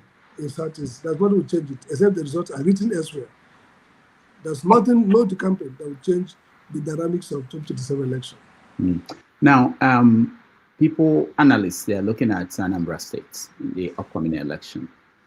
Some people are saying that despite everything, that Soludo will win the election. What do you think? I think they are closer to Soludo is more likely to win for two reasons in my view. One is that there's really no strong candidate this time around. And not in terms of their pedigree, whether they have certificate or not, but in terms of public imagination. Nobody has crawled into the public mind. I think, in my view, the Labour Party candidate is a good guy, decent, but I'm not sure he has worked himself into the people's imagination to unseat an incumbent who has not done terribly bad. I mean, we may have debate around whether has done very well, I'm not sure, but has not done notably bad. Two, an incumbent that has a historical party that seems to be a compact between Anambra people and Abga. All the Abga have won since P2B. Even when Peter in PDP tried to unsettle us, Abga has won. So you need a strong candidate to change those two dynamics. And then again, Soludo provides perhaps better clarity on zoning, which is also important for Anambra voters. If Ifeanyi was alive, I could bet that Ifeanyi could beat Soludo because he had real local presence, control. But Soludo was lucky that Ifeanyi was off, however, by shared fact of death. Ekunife is a very capable politician in my view, very strong and could govern very well. I mean, she has positive review of her tenure as legislator, but she's not at the top of the ticket. So I don't know whether that could flip anything. But yes, if I was betting, I would bet Soludo to retain that seat. When you talk to people in Anambra State, Anambra people outside Anambra, they talk about kind of disappointment in Soludo. And they make reference to things like, the expectation that this public intellectual, this professor will provide this kind of governance, but what they see did not meet that expectation. You are a public intellectual, you are dreaming of being a governor. Do you think that will hurt you? I mean, in campaigning that Soludo failed, like the Akodo people. In fact, the fact that I saw where Soludo was defending what they were doing, and that is horrifying. What do you make of this sense of disappointment? I think it has an impact on how people view intellectuals, rightly too. I agree with you. Myself, I'm disappointed, not just about performance as governor, expectation as a leader. I've not seen him leading in terms of that profile. This quarrel with P2B, I mean, you have a private quarrel, but a level of collective responsibility would shape how you behave. So I'm disappointed myself because I expected a lot more from him than he's delivering in terms of even shepherding the Southeast people together. But the point is that you have to look at pedigree and differences in terms of temperament, personality. I think maybe those who all know Soludo may not be too disappointed with his approach to some issues. Those who know him. So it's a question of character and individual temperament. I think that he has capacity to do better if he could be less opinionated, more respectful of diversity, and try to kind of, first, look at, by the way, Oti is an intellectual. If you made first class in economics or did very well and I did a chief executive, I'd be writing. I mean, without to be a professor teaching in university, he's an intellectual. He's extremely brilliant. But he has pivoted differently. The way he stacked his team. People who are smarter than him, people who are well established, and ability to listen to them. Contrast with Anambra. So I think ultimately leadership is not about degree. Leadership is about personality and character, who you are, profile, and how you want to live, and the values you that define you, the values. Some people are maybe vengeful, some people are maybe very selfish, some people may be more selfless, more open, more collegial.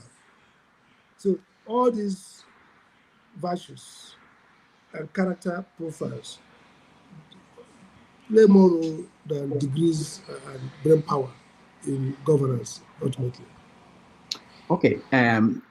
So one last question on Anambra and Abia.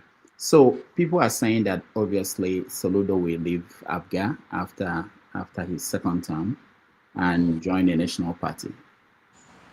And there's also saying that Oti might also leave and join another party.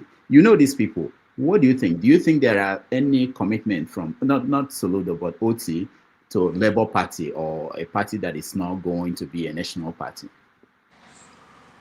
Oti is committed to Labour Party. He would love to retrieve his Labour Party. That's what I'm sure. To retrieve it and use it to run and hope that after second term, then the prospect opens up. What do you want to do with your life? All right. We'll be having this kind of problem until Obi leads a protest. People to go and say we won't take this anymore.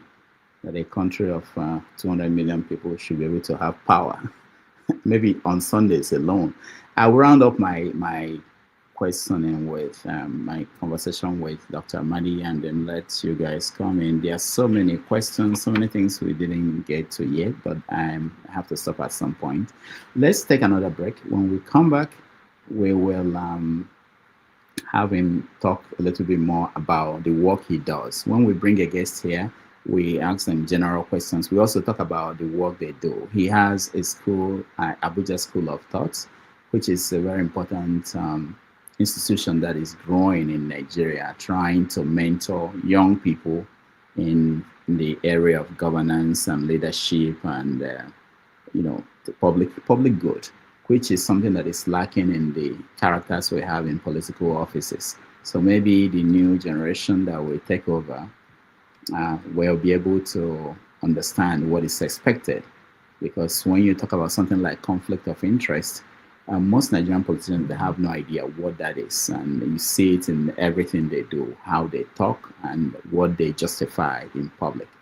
So that will be when we come back with Dr. Sam Amadi.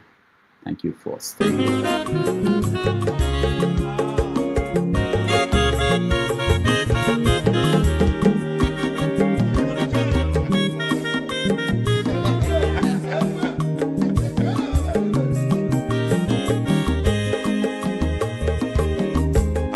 Onye mazolo bio akwa nwa zoro bio Max ibia bunye go kwanu mo no fube nazo ulaga ulaga ni biazigo mmanwụ ulaga doni biazigo agwa nwa nwilochi yo biko rapụzoro ka ọ nabazi ya onye ọma zoro biko abụmma nwatara ndasari ibia onye nigwa na mụ ulaga doni biazigo mmanwụ ulaga doni biazigo abụmma nwilochi yo biko rapụzoro ka ọ nabazi ya Mazi welcome up Odogu no kwere zinenke Onyomo niga dele mo Mazi ni mazi gambe Ibu go with melody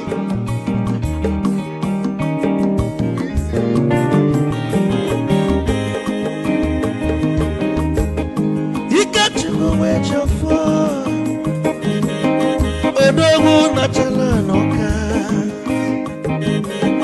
Is it one them nigga delemo?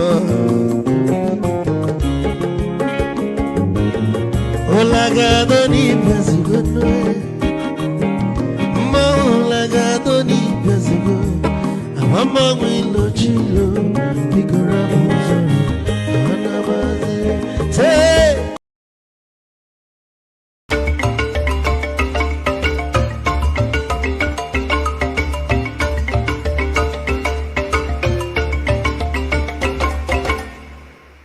All right, welcome back, everybody. Thank you so much for being with us. Let's round up this conversation from my end and then bring you guys in.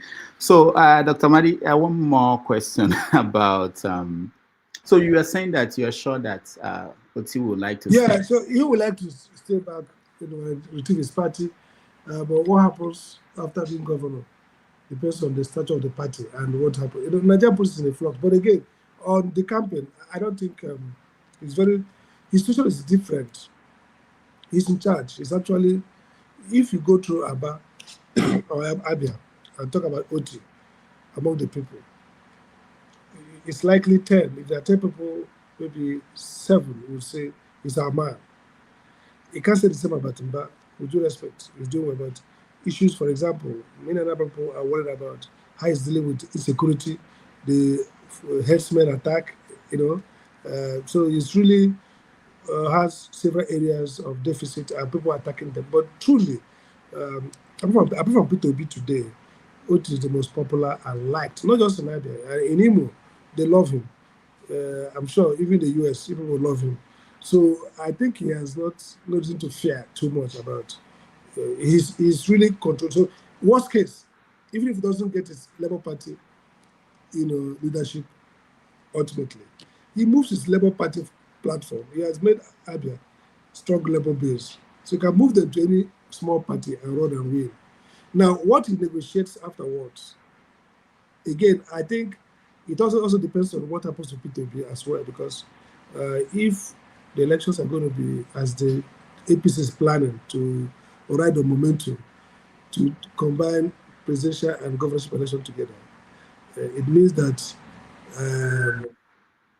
Oti also perhaps like to be in a party with Mr. P2B at the same time. So several factors will play out towards the end of, run down to end of this year and early next year. But he's in a better position to hold back and say, I'm going nowhere. Okay. Are you running for governor next election in Yeah, I would. I've always offered myself to serve the people, but like I always say, the people decide whether they want to be served. Your job is to offer yourself, offer strongly. The people decide whether they want to be served and who should serve them. But definitely, I think that I have what it takes, the knowledge, the experience, and the commitment to change Imo. Ultimately, politics is the art of the possible. I will submit myself to the people again and hope that this time, not their fault, because oftentimes we blame the people, say they elect bad leaders, but the dynamics, people sometimes never get to, people have never get to make a choice between me and somebody. So one of the things I've said to myself is that I'm not prepared for primary. I'm not going to do any primary. And that's why I tell people that even me at my small level, how do you expect Peter to do primary? I'm not going to do any primary. There are 18 parties. So if I can't go, what's the point of primary? I was speaking with Telemo. He said, oh, Peter. I said, no. You know that primary is not in Nigeria. What is primary? Delegates come and they give them money. So it's nonsense. So I think that our politics is going through a transition that maybe we're going to see in the future adaptation of the democracy we know. So maybe some people communities will come and consensus and choose somebody and say, please, we're not interested in this election people are doing. We just want Mbeke to go for us, Moi to go for us. Because we have... They did that for Challenge Wamba for now. In most communities in Anambra State, they are now coming together and saying that this is the person we want to go. Because he didn't even win any primary. I mean, it was perhaps one of the good things that Obiano did. He kept his promise and ensured that he became governor. I mean, as I knew those processes, there was no chance he could win the primary. Okay, your governor of your state, during the campaign, he promised to give jobs to 5,000, that he would take 5,000 Imo people to Europe to give them jobs. And recently he trained 10,000 Igbo. They graduated from his skill. Did you investigate all those claims? Were they people? He promised 5,000 and delivered 10,000. So no, those ones are local. The skill sets were for local people. I think he has smartly known that the cost of foreign. Maybe Trump didn't allow the visa or whatever. You see, there's some laughable things really. But the point is that, and I don't think anybody wants to investigate what Trump is doing. We just wish we were that. The good thing about democracy is that it is moves so fast. And then we look back, and he himself will look back and saw the things he did and say, okay, I'm happy with this. So the people are long suffering. And I'm not taking it seriously. I don't know. I didn't even know when the train was going on. I just saw that 10,000 and I commented the post. I said, wow, this is unbelievable. 10,000, because I could imagine training of 10,000 people, skilling them would be a big deal. And but I didn't know about it.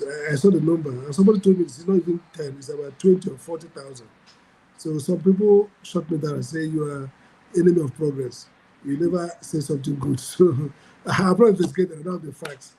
But if he did 10,000, but he promised 5 and did locally, I think it's a better use of public finance.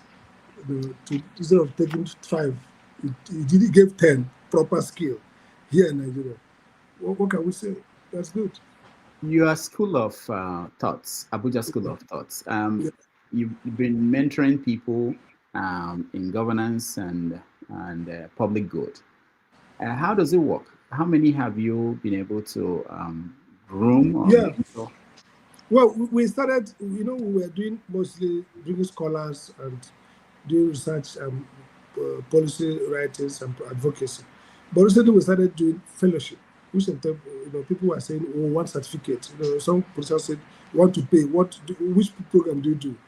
But the Abuja School is not designed that way. Abuja School our motto is beyond orthodoxy. So what we started with is this program designed around leadership, power, and governance. Now, the problem is that most of the leadership programs focus on leadership as value proposition, character, which is good, ethics, vision, mission, but they are not focusing on understanding the socio-economic insights around problems. So you can imagine a leader who means well, but also understand the dynamics of the dimension of the problem and the policy issues to resolve those problems. So what Abuja School is saying, look, if you want to have our own Deng, Chinese Deng, Lee Kuan Yew, you want to have your own General Park, then the training should not just be about leadership values. It should also be about understanding the nature of the problems, the economic and social issues, ideas. Why is it that Asia developed, sustained high economic growth, and Africa did not? Why did import substitution policy failed in Africa and export orientation succeeded in Asia? How did Malaysia and other countries succeed in agro-revolution and we didn't? So these hard knots is what the school's about. So the idea is to say, look, yesterday I taught a course on basic economic ideas and insight for policy. And people were surprised because they talk about efficiency, equity, access, subsidy, debate over it. What are the real issues involved in decisions around subsidy, removal or adding subsidy? What's the real issue around taxation? So what we are trying to say is that the new leadership in Africa will be people who have both those inspirational ideas about vision, mission, aspire, inspire, but also who have real knowledge around solving very tricky and wicked social problems. And so we take them in batches. This cohort, 20 people, drawn from across. In fact, interestingly, some people apply for outside the country. And it's a hybrid. We train after this cohort, we expand to 50, and we're doing faculty across the world, really. And the focus is that we see social and technical knowledge as critical to solving the African problem. You see, oftentimes, the 3 guys who won the Nobel this year wanted for the notion that ideas matter, creative destruction, innovation. So the idea that we are in the African continent, we are doing a lot about politics, about power sharing, about winning election, and then maybe some American preachers will come and tell us about aspire to inspire, and you see people say they're doing leadership training, leadership expert coach. They're telling people all kinds of nonsense, euphorical things. But really, how do you grow the economy? How do you solve little bit of poverty? How do you create social institutions that stabilize politics? I just read yesterday, last night, Emma Okpara's convocation lecture to UNN in 1962. Brilliant stuff. He is looking at development paradigm, how to create a developmental state. And he even talked about suspending politics for 16 years to create what you call united front government. Because he even have to contrast with the one-party state ideology. I said, our economic development requires what today we call elite consensus. That was Okpara, 34-year-old. But because he has read widely economics, political science, he was a medical doctor. So our notion, in fact, I proposed to OT a program called Emma Okpara Fellowship for Public Leadership for mid-civil servants. And the idea is, this reform cannot work if you don't have the technical capacity in the public service of Abia State to understand how to develop transformative policy. Those are skill sets that people have to have. So it's not enough to say aspire to inspire, visualizing. Those are nonsense. It's not what made Asia develop. It's not what made America catch up with in England after the Industrial Revolution. Those technical insights is what Abuja School says. You have to know the problem enough to solve it. Yes, it's good to have ethical values. It's good to be visionary and make great speeches. But ultimately, the fate of the continent and the country lies in leaders who understand the problem, why it persists, and who find a way to reverse that path dependence and create transformation.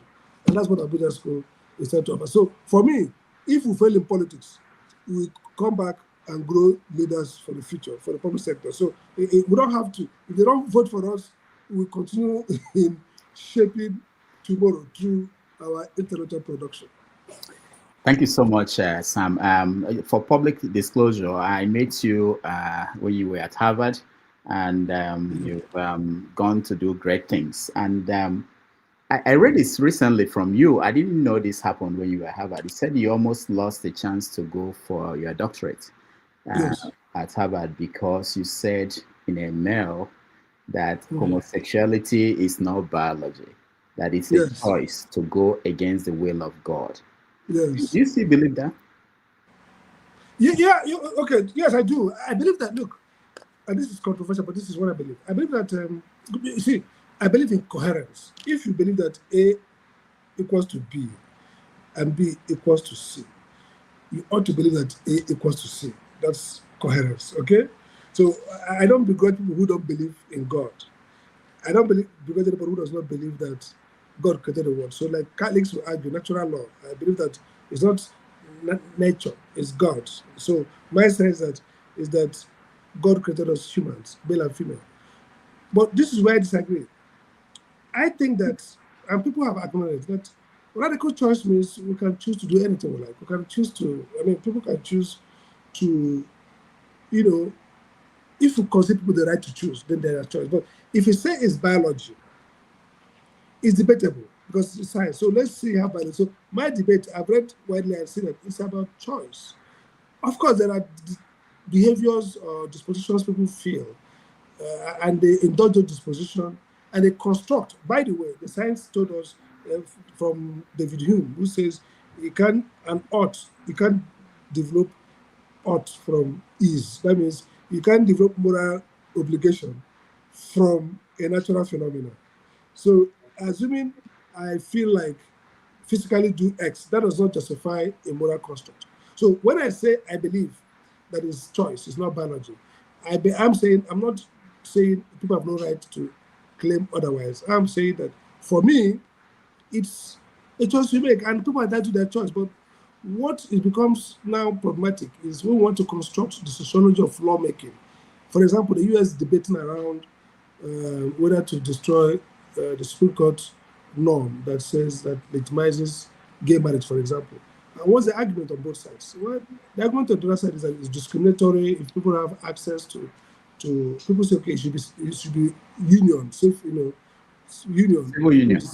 Yeah, civil union. So you guys can choose your room, say a husband and wife, but the state is not obligated to confer legitimacy, legal. So how do I solve that problem? Okay, as a sociology of law, laws are a product of sociological development. People say, okay, this is no longer crime, this is crime.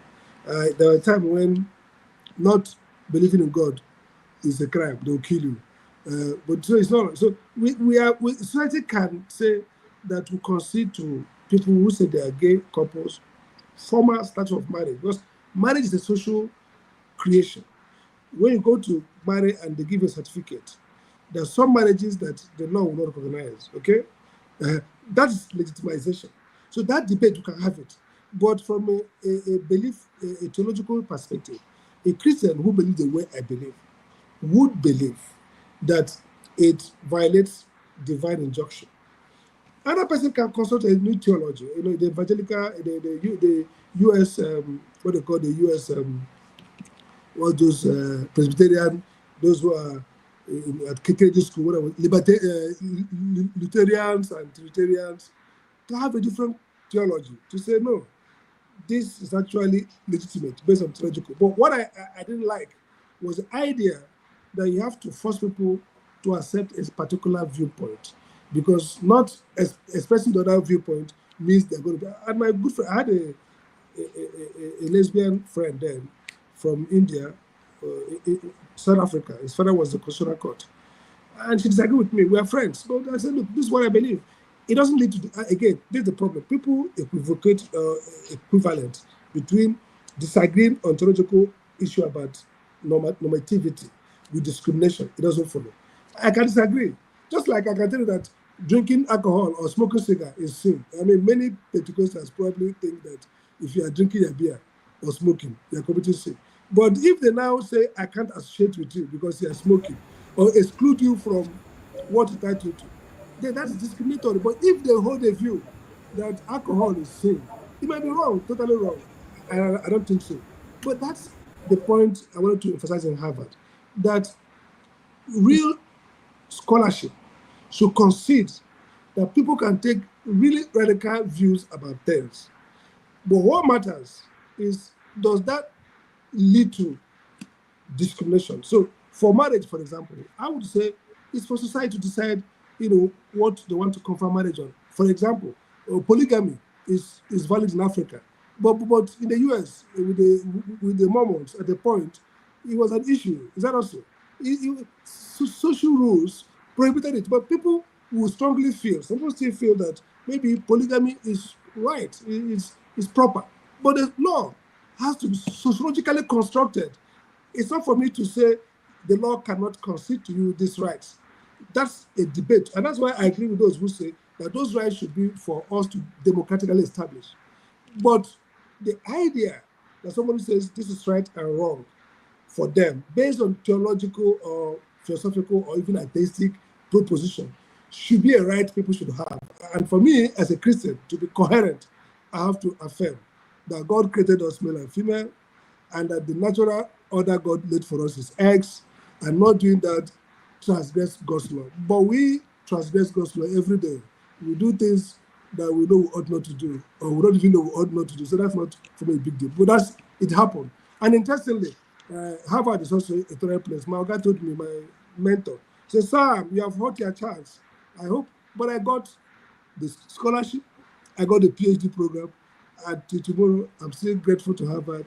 That shows that maybe then, I don't know about today, the scope of toleration was big enough to accommodate people like us. Wow, thank you. Then, yeah, we eventually moved to the extreme where you could have been cancelled, but now we are back to where it's okay, to say whatever you want to say, I think. Yeah. All right, so we have a lot of people who want to interact with our guest, Dr. Sam Amadi.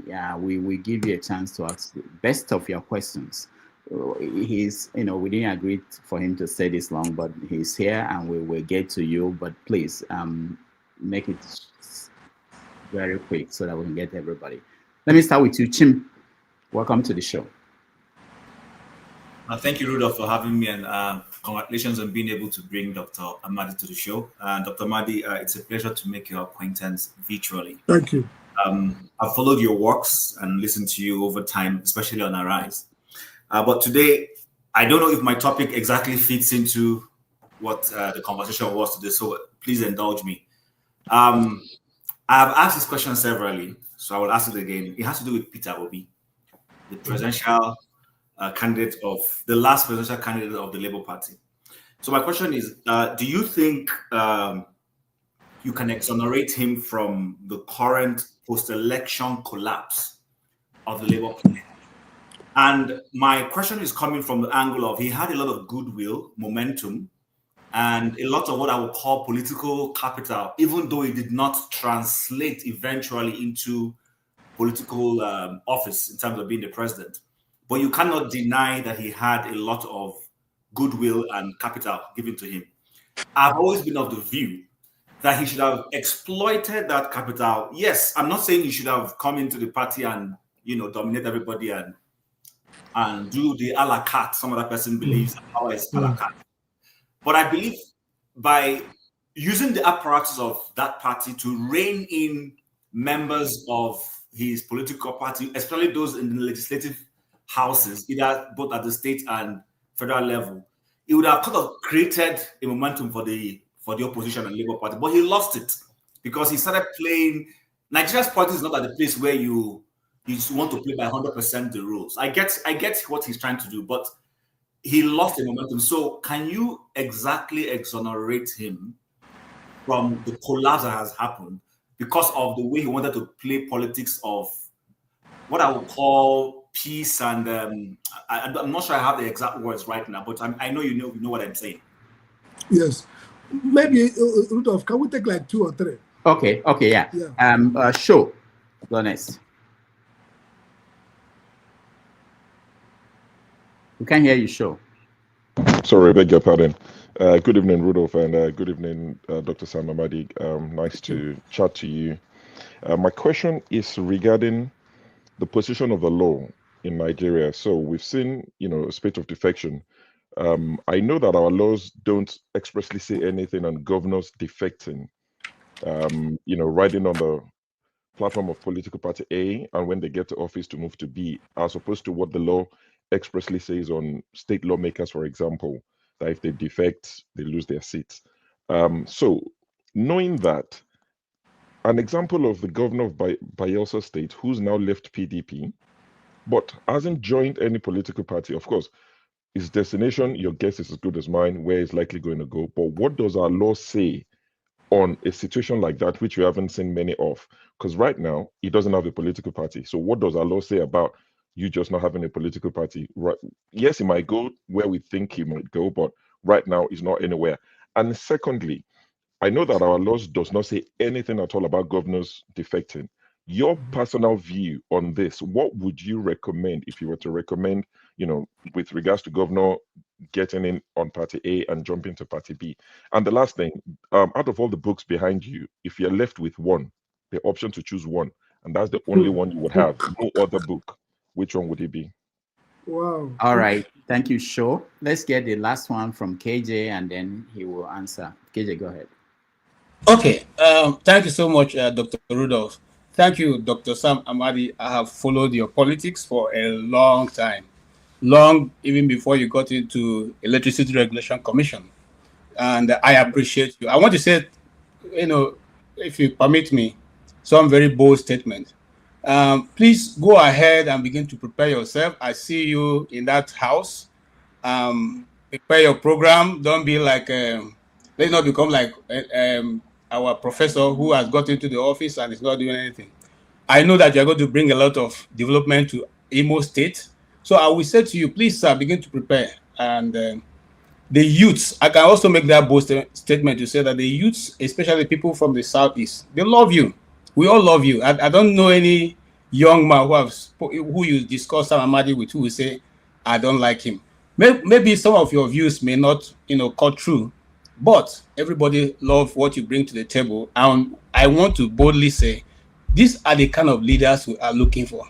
If a lot of you can come to the fore, then we'll have less, charlatans who call themselves leaders of the East, who are neither leading nor even showing the way to go forward. Having said that, I also looked up the population of Imo State. The youth have about 70%. I mean, going by the figure that they said, Imo State has about 5 million and above. So the youth constitute about 3 million.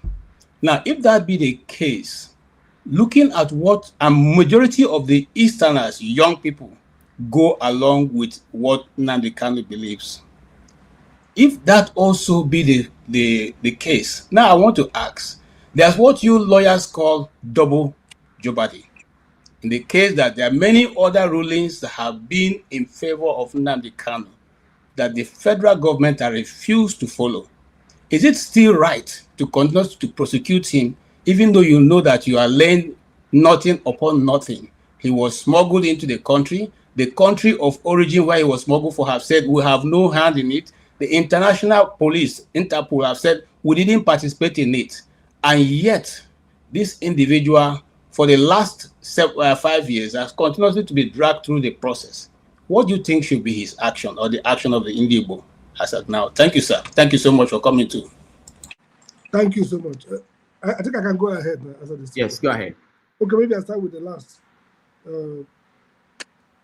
Yes, thank you for the compliments, and hopefully, like I said, we'll take our best steps forward, because the crisis we're in requires that the good ones also fight hard as the bad ones to get it. So we need to fight hard for our people, because otherwise, like I said, we have come to a point of cynicism. They don't even care. They don't even care. So expecting them to change will be almost impossible. So I take your advice. Now, to the Nnamdi Kanu issue, and that was a point I tried to make in my video, that the whole way the trial has gone has made the trial injurious, violative. 3-4 years. If you look at even 3 terrorist trials, okay, let's take the one of even Simon Ekpa in Finland. With all the video evidence, it's open and closed. After some time, maybe they convict him, they don't convict him. But this has dragged. And others, the way he was renditioned in the judgments from different courts, the lack of transparency. I had issue with the federal court, but I was with Justice Binta herself. And she told me then that, this case, she expressed something like, this case shouldn't have been here. I don't know what to do about this case. So when I tweeted it and I had issue with the federal court, people, they called me, But I said, look, this is not like official. This is conversation. And the idea I'm trying to suggest that this is more political than legal. In fact, many lawyers have argued it would be very difficult to convict on those charges because as criminal charges, there are no nexus directly between what he did or didn't do and outcome, particular outcome. Except you want to try somebody on belonging to a terrorist organization generally, or just say, but you need to show nexus between, So I agree with you that the case has now become unjustifiable in many ways. And by the way, you could grant him bail. Most of those cases are bailable. Grant him bail. It's not a flight, restrict his maybe international move. Sowore was granted bail and his passport was taken away until a long time. He couldn't travel out to see his family. So that issue is, let's see how tomorrow goes. And we'll see. My sense is that maybe the politics might reverse, but Tinubu politically will be more inclined to release him, maybe closer to the election. But it might reverse if there's a pushback. Tinubu is hungry for northern votes. So if there's a serious pushback from that side, it might be a case of two political dynamisms, one for, one against. And Tinubu's actions have been mostly political than, principled in terms of responding to this thing. So let's see how it goes. The issue around, it's interesting the point you raised about the governor. Nobody has envisioned governor being partyless, what it means. And if you go by the Supreme Court and the Constitution that says votes belong to party and only party sponsor candidates, it now raises an important issue. When the governor has not yet declared for us, resigned from a party, has no party, is he still validly in that office? Because all political offices are party offices. Again, the question around why the Constitution is silent on governor, I would assume that, and rightly too, I asked me this question yesterday in News Central, and I made a point that I don't think people should lose their seats really because they decamp necessarily. No, it has become epidemic in Nigeria, but elsewhere people decamp rarely, and they decamp for good reason. They decamp because they have changed their view. Maybe a Democrat, and now you no longer associate with Democrats. You move to a Republican. You don't necessarily have to lose their position in the US. So in Nigeria, until now, we didn't have this epidemic of people decamping for flimsy basis. So, but imagine if a party has a strong view, policy, and then the people of that community, let's assume middle belt Christians now, who are crying for Jerusalem, and the party comes and says, our policy is to do damages, pay compensation, and redress all the violations that has occurred in the middle belt. And they win the election. And the people elected those people because they're going to do that, what the party said they would do. And the people now change their view. And the governor who is elected to do that decides to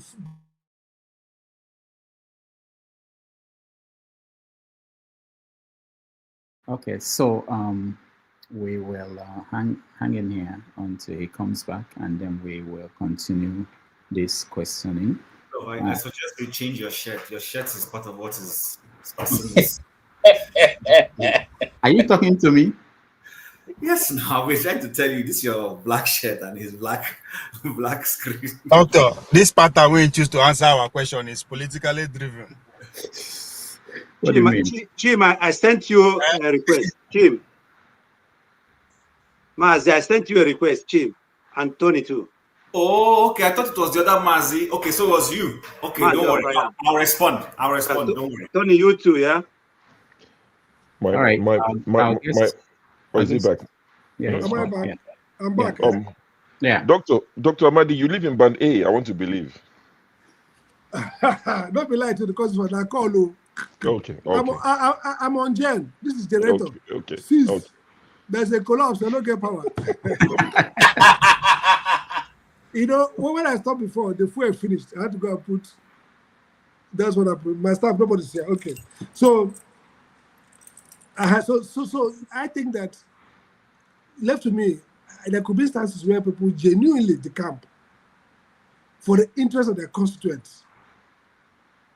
So we should factor that. But it has become, maybe because it's now a virulent phenomenon, people are now saying, make it a law. If you decamp, you leave. Maybe because of the extreme nature of this, what's going on now. But for me, I would like politics to be not over-regulated, because there could be good reasons why people can change political party, because the change of ideology, because of maybe their people, their constituents have moved, and then they need to align. So that's the point. Again, the big issue around the Peter's failure or alleged failure. Yeah, today I spoke with one of the leaders of the diaspora. I heard there's some crisis, and I'm trying to reconcile people. But let me put it this way: I told a couple of intellectuals who had a meeting, and they went about Peter. I said, take Peter to be that we'll go and organize a coup. Yeah? And when we succeed in that coup, we'll go and appoint somebody to come and lead the government. Peter's strength is also part of his weakness. He is a minimalist. Look at the way he has been running his campaign. He's everywhere. The government is worried because they can't pin him down and strike him. He sneaks into Commonwealth office. He does a 30 minutes take-up picture. Before it is in Boston with Rudolph, meeting with the CCT government. Before the raid, he don't land Washington with somebody at the Congress. So his nature, his minimalism, is also asymmetrical. And that's why it's maybe the way Tinubu is running Nigeria, the only person who can fight Tinubu is who's not laborious, no structure to smash. So they keep transforming, changing color, moving snake, become lizard, lizard to butterfly, butterfly to grasshopper. So, but it has its own consequence. I know Peter well. We talk, he calls me, come and see me in the office occasionally. He's not somebody who has the burden of organizing institutions and structure like party. And that's probably where people around him has not helped him a lot. He does not three things. When I spoke at his big launch, I said his own type of selfishness is probably what we need in government, because he helps to make the right policy, because Nigeria is embedded. We have too many embeddedness. In-laws, friends, relatives, people from your old school, old boys, the network. Got girlfriends. Girlfriends. And now you're talking. Too much. It's too much. That's so that it doesn't make for clarity in governance. But someone like Peter, who has a way he removes him from all embeddedness, that's why I support him in leadership. Second is that his heart is in the right place. And maybe, but he's also a very fierce guy in terms of leadership. He's not calm. But he is somebody who likes to spend less, not just money, time, energy. So with that kind of thing, there's some problems you cannot solve. Because those problems require you invest a lot. Especially in party formation in Nigeria. Look at all the parties. They have crises everywhere. Somebody will go and collect money. Look at ADC itself. Some people will collect money and go to court for over nothing. And they'll find somebody who will finance that enterprise. So someone like Peter would, in typical mercantilist mode, would think about where he would devote the effort that we need to be holding meeting with Abure and Nnamdi regularly. Is it a good thing? He has his own shortcomings. So I agree with you that somehow his profile and failure in some areas of managing the Nigerian educational system is part of what causes. Again, I can agree that maybe if made after election, the obedient, especially the diaspora everywhere, were canonized well and used to drive continuous mobilization. It was only Peter who was mobilizing, who was going to all these places and creating messaging. Today, part of the problem is that the people in charge are not don't have, they mean well, they're committed, but perhaps commitment and capacity often don't converge. And that's really the way I would put it. Maybe we need more capacity to lead a revolution waiting to happen. And waiting for Peter to lead that in that broad structural way will not work. Peter will do his things and effective in what he does. He, in 2023 election, he's going to drag Tinubu wild. He's going to canvass intensely everywhere. In every second, is go to all the villages canvassing. That's when APC, I think, we need to look for, maybe like Cameroon, an effigy that will be going to different places. Because I don't see Baba, coping with that level of stress, that level of campaign. That's probably why they want to make the campaign period very short. Because they are very smart. They're looking at other options. So Peter has tremendous advantage, but also that advantage comes with shortcomings. That's the way I put it. Okay. Sorry, Rudolph. Doctor didn't answer my second question. I said of all the books behind you. Oh, the books. If you can only have one for the rest of your life, which one Let would me it look be? back. I don't forget many of them. So no, that is almost impossible. But is there a book here that I always will go with? Oh my God. You asked a difficult question, and I answered like the way Jesus answered the mother of John and James. If you are there when I'm taking, if you are there when I'm leaving tonight, I will tell you which one I'll pick. You can tell Rudolph, and Rudolph can tell us later. It's fine. Think about it and tell Rudolph. I'll tell Rudolph. Thank you. All right. I don't know if you answered KJ's question about Nnamdi Kanu and the people, the young people who were. Yes. No. Yes. I think I agree with him that.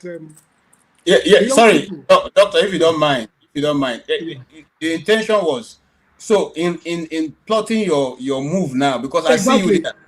I want to come to you. Okay, sir. Yeah, you are saying that this is a ready-made group to harvest. So you are indirectly advising me to align better. Is that not correct? So I get it. And it's right. All right. So don't be surprised to see me in my suit. I'm supposed to be speaking at the Army Resource Center. So don't be surprised to see me tomorrow with my suit and tie at the parade. At the protest. It's really good. All right. Thank you, KJ. Thank you, Sho, and thank you, Chim. Let's bring in a new set of 3 people, and that will be Ovie, otherwise known as Babalo. Ovie, you are first. Go ahead. Yeah, it's always a pleasure when you are in presence of a real doctor. Thank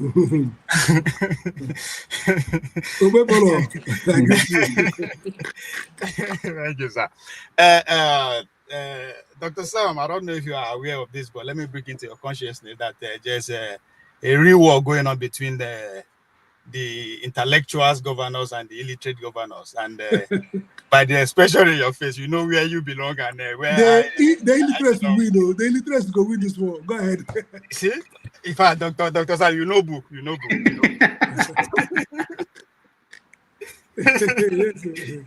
So, my question is, on the more serious note, you are at the top echelon of the intellectuals in Nigeria. Not just because you're a PhD at Harvard, you're also you were once a professor at the Bells University. You're a visiting professor in the University of Port Harcourt, and it's your intellectual capacity that is driving the Abuja School of Social and Political Thought. So, but by every standard, you are up there.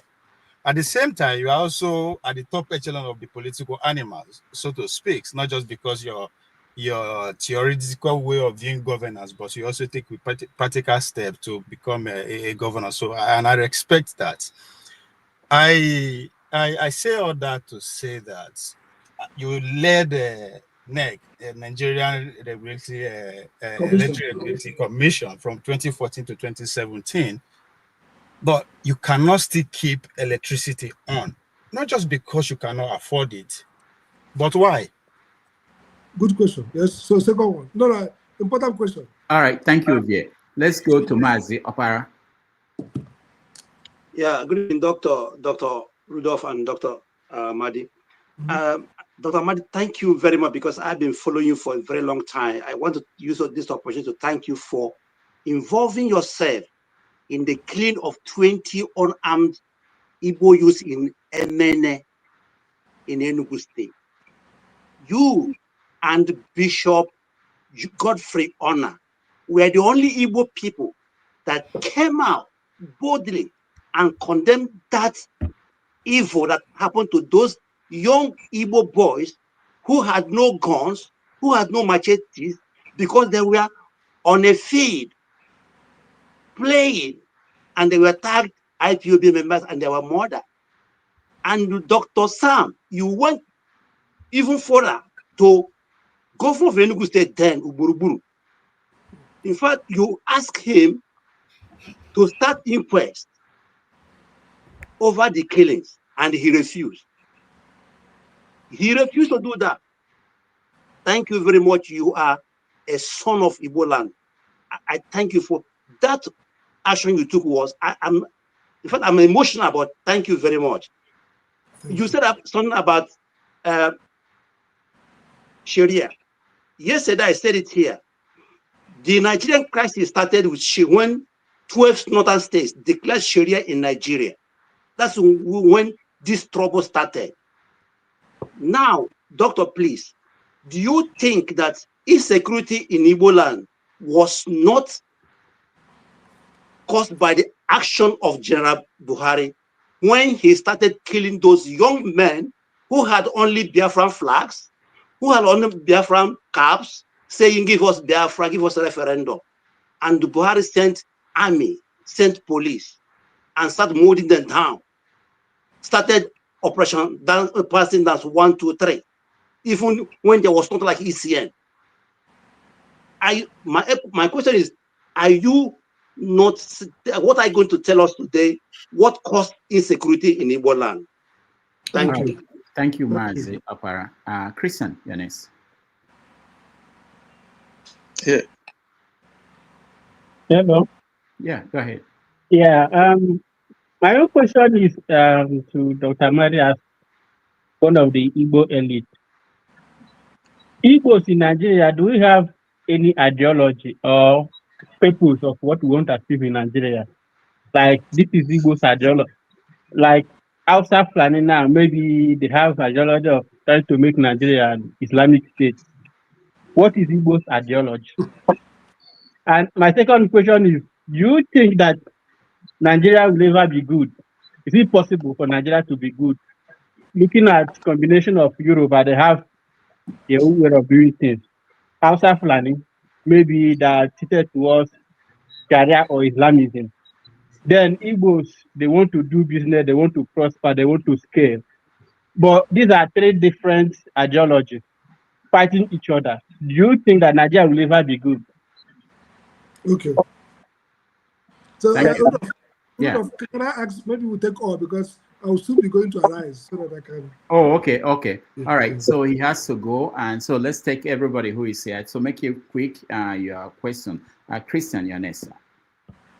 Yeah, good evening, everyone. Good evening, Doc. I have a question, but I just want to give you a little bit perspective, and then you answer my question, sir.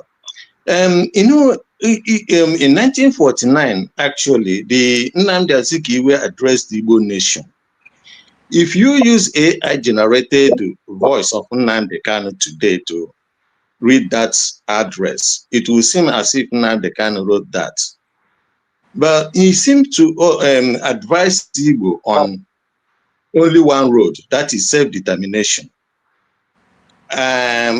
He was distracted by the bigger Nigeria and his chances of becoming the first prime minister of Nigeria, and so he lost out, and he wasn't able to do that. Again, during some backward time, they had this Ahajioku lecture. And I know one professor, again, the convener of Alibo Foundation, He even came up with what is it called? Anthem, Igbo anthem, national anthem, and a kind of pathway to Igbo nationalism. And so we are now left with warrant governors and leaders who say one thing and then when they are in power, they do another. For instance, Professor Charles Siludo. Christian, sorry, because he has to go, please, can you? Okay, my question is this. Is there anything in that constitution in Nigeria today that ban Igbo elites, the so-called Igbo elites, from convening debates on Igbo, the future of Igbo in Nigeria? Is there anything that bans them to do that, and why are they scared from doing so? Thank you. Sam, we can end it and you answer the question. Okay, sure. If you're running late, because I don't want you to go late to that. No, I'm running late. Okay. Yeah. So let me answer. Let's have insecurity. I totally agree with you.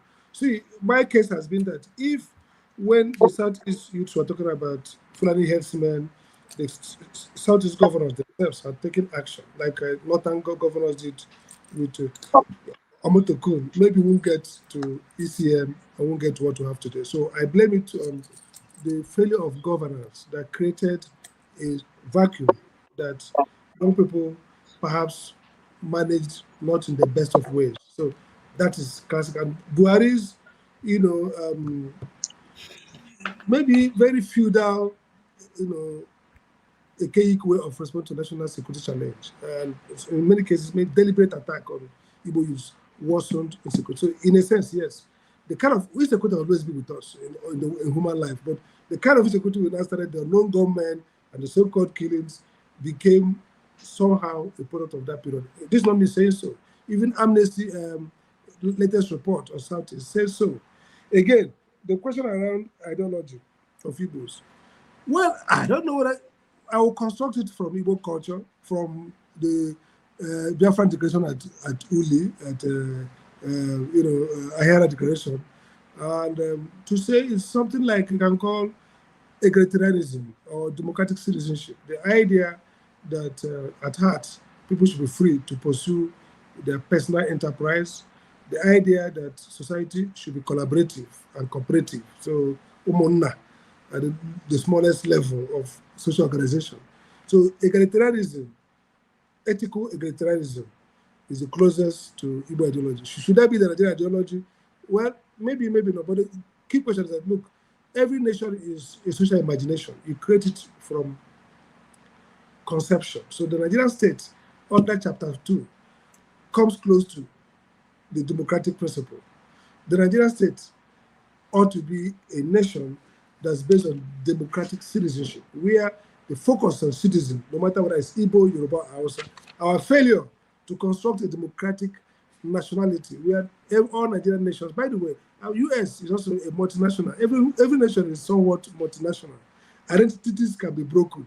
Even Asia, that seems to be homogeneous, Singapore, the Manchurians are there, the Chinese are political dominant, but not numerical. The same across the country. So I think ideology, we can create a Nigerian ideology. Igbo elites, will Nigeria be good? There's no determinism about good or bad. A country will be the directives of how the people work and dream and work for their country. So Nigeria work. Nigeria can work if our leaders begin to, create a country and treat Nigerians as the same.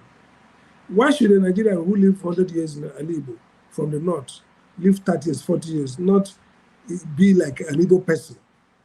We are in multinational countries, and we identify fully and take all the benefits. So I think it's a limitation of vision and incoherence in practice of our leaders that has created this problem. Again, Igbo leadership elites, and that's what will be discussed. There's no constitutional law that says they cannot do it. But you see, like there's an Igbo problem in Nigeria. There's also Igbo internal crisis. When I spoke at the Igbo Center of Memory in Enugu, I made 2-3 points. Igbos have 3 challenges. 1, Biafra. 2, Igbo presidency. 3, recovering social capital and Igbo. And I said the most urgent is to recover internal social capital, to rebuild Igbo first before presidency. And I've made a point that if you have 4 Emma in Igbo or 5, you get that place reconstructed. Yesterday, I spoke at the Southeast Economic Forum, and I said that the good thing that new technology is doing for us is that it's weakening the power of federal governments across the world and helping regions and locals to be stronger if they can be economically strong. It's only America that the president or the country can enforce its will in other places. For now, America is maybe the only world sovereign that can send dangerous bombs and force you to concede. Every other country is constrained by technology, by new technology, and by the way the global economy is evolving. It's an opportunity for regional wealth creation. So Nigeria cannot constrain us too long. So an Igbo governors, if they want to do the right thing for their people, the federal government has not got that overwhelming power to constrain them. So the fault is ours. And I would say that it's not a challenge for all of us. If we go down and elect leaders, local political dynamics, who would be responsible? Look at the little bit that Oti is doing. Assuming in 2007, Oti has 3-4 new brethren, and they all mass together in a party and pool the resources of the zone. Do you think they can be stopped by INEC or stopped by federal government from Lagos or from Abuja? No. So I think this is a challenge for us to go back home and create that change that we need. We need to ensure governors, societies that have the best social capital in terms of cooperative, structure of elite consensus will triumph in this new economy and new world. We see an example in Asia, in the Scandinavia. The moment you solve your collective action problem locally, then you have a greater capacity for the Igbo crisis that the Igbos perhaps in disarray. And the challenge is to array that disarray through good governance. Thank you so much. I think I have to run now. All right. Thank you so much, Dr. Amadi. We really appreciate your time. And hopefully when we call you back again, you will... My question was not answered. That's okay. Which one? I said, why we don't get live? Oh, yes. Let me serve it. Yes. It looks at abdication. That's important. The answer is very simple. I was a regulator, and I think the consensus that we did very well. But you see, that's why I want to be a governor. I remember in many cases I would tell the president Jonathan some things, and the minister would say different things. For example, if I was there, I wouldn't have privatized. I argued about it. Don't privatize now. Look at the history. Create commerciality. Create regulatory standard. Then gradually look at Egypt. Egypt had to get 10,000 megawatts. It's now they are planning to think about privatizing. South Africa. So I had a piece of the action which we think we did well. Looking back, I said that this will not work. But it wasn't my call. My job, until today, the Nigerian electricity market boasts the most sophisticated. In fact, the World Bank rated us #1 in terms of transparency. That's why have you heard in Nigeria NERC about NERC corruption or issues? No. NERC is like an island. But the problem is that NERC does not generate power. So you can have this fanciful, and that's what I was telling Nadia and telling Enugu, don't be like us. Don't go and build fanciful regulatory regime without power. Focus on transaction, get power with even second-rate regulation. Then when you have power, you can move to first rate. We moved to first rate regulation, and we didn't have power to regulate. So we're regulating a 3,000 megawatts market with sophisticated regulations. Is that deliberate or incompetency? It's incompetent of the federal government. I'm saying I don't have any control over generation or distribution. I don't have control over investment in the network. In fact, they called a meeting, Partnership called a meeting that should be removed. Why? That Amadi is opposed to privatization. So I was even a problem. Jonathan said, no, let's have one man who is sane. If not Jonathan, then I've removed me. Because I said we are going to fail. I'm sorry to say that I was right. We failed. Not because of me, but because they did not think about, they were carried away by private sector. No. Look at Asia. Government has to be the one supervising. You can't see the problem. And let me say quickly, You can't outsource government. You have to fix governance. Even if you privatize, do everything, private sector, and government is not fixed, you will fail. So the first reform is government. Then government can manage private sector better. But if you bring the best private sector, Rolls-Royce, Elon Musk companies, and you have a terrible government, it will fail. Thank you. All right. That's a good end. Thank you so much, Dr. Sam Amadi. We appreciate you, and we'll call you back very soon to continue this conversation. I thank everybody. We will take a break. When we come back, we will review what happened, and I'll hear from those who couldn't get a chance to ask questions.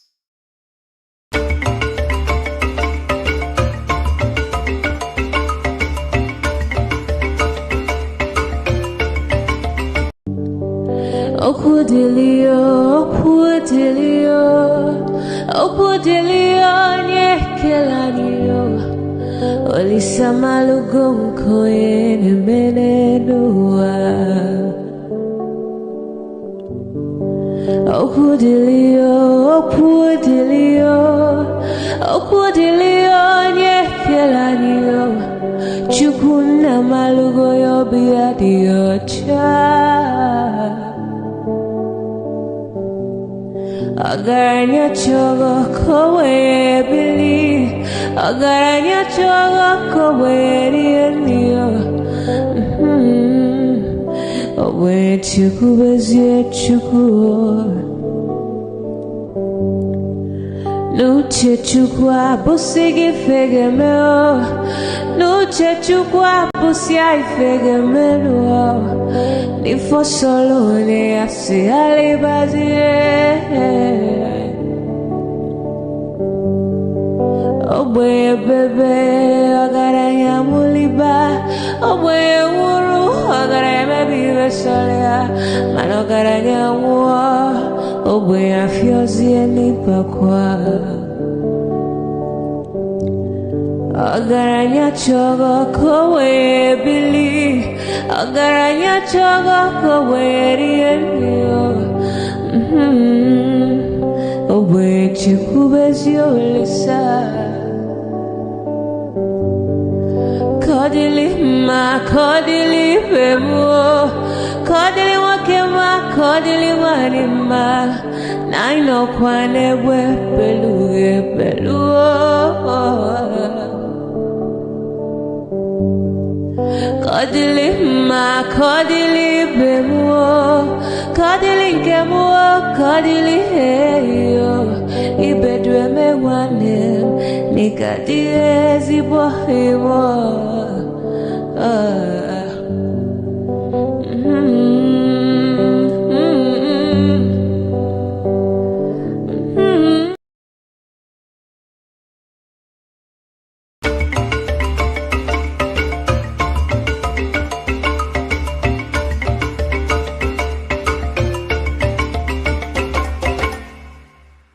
All right, welcome back. KJ, are you the only one here? Okay. Welcome back, everybody. Thank you so much for being here. And let's see, there were people who didn't get a chance to ask questions. I'm sorry, it happens sometimes. All right, Oti, I'm sorry, but what were you thinking? What did you feel about it? Yes, to have the show that KJ will host. I just want to hear from. Yes, hi, hello, everyone. I would have asked Dr. Sam, because as the director of Abuja School of Social and Political Thoughts, I would have loved to find out if the school, if they're having a kind of research project on say, for example, political economy. Are we, I mean, Nigeria, our economic system, the kind of the Western style corporate capitalism, is that the only option for us?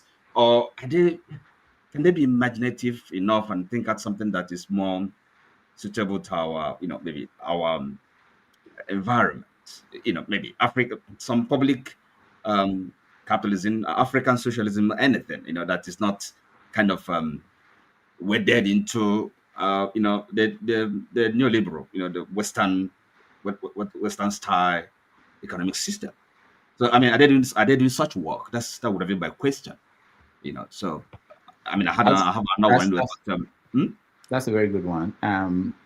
We'll bring him back. I know he will come back very soon. I'm planning series of debates, and he's one of the candidates that we're going to have. We try to match intellectuals from different perspectives to come together, and we have real spirited debates instead of just having one-on-one conversation with some of these people. Thank you. Oti. Annie Lechukwu, welcome. Thank you, everybody. Rudolph, now. I did. Yeah. Everybody that is on the panel, I appreciate you all for the time. And I was impressed. Dr. Amadi has to this program. We can't hear you very well, Annie Lechukwu. Do you have a mic on or something? No, I'm not using the mic. Can you hear me? Okay, now it's better. Yeah, go ahead. Okay, so I was saying that it's impressive, all that Dr. Amadi has said in this. And these are the kind of, eggheads we really need, the sane heads we need to really put Nigeria in the right place in all the states. Now, Oti is one, and I pray that he comes up in Imo, which incidentally happened to be my state. These are the kind of people we really need in governance. Then we can navigate the rest of it and put things in the right perspective. One thing I would have loved to ask him is, does he really know as well that he is a house slave? Like every woman who is not in detention like Nnamdi. All of us are in Nigeria as house slaves. It doesn't matter our position. Rudolph, you're a house slave. Uti, you're a house slave.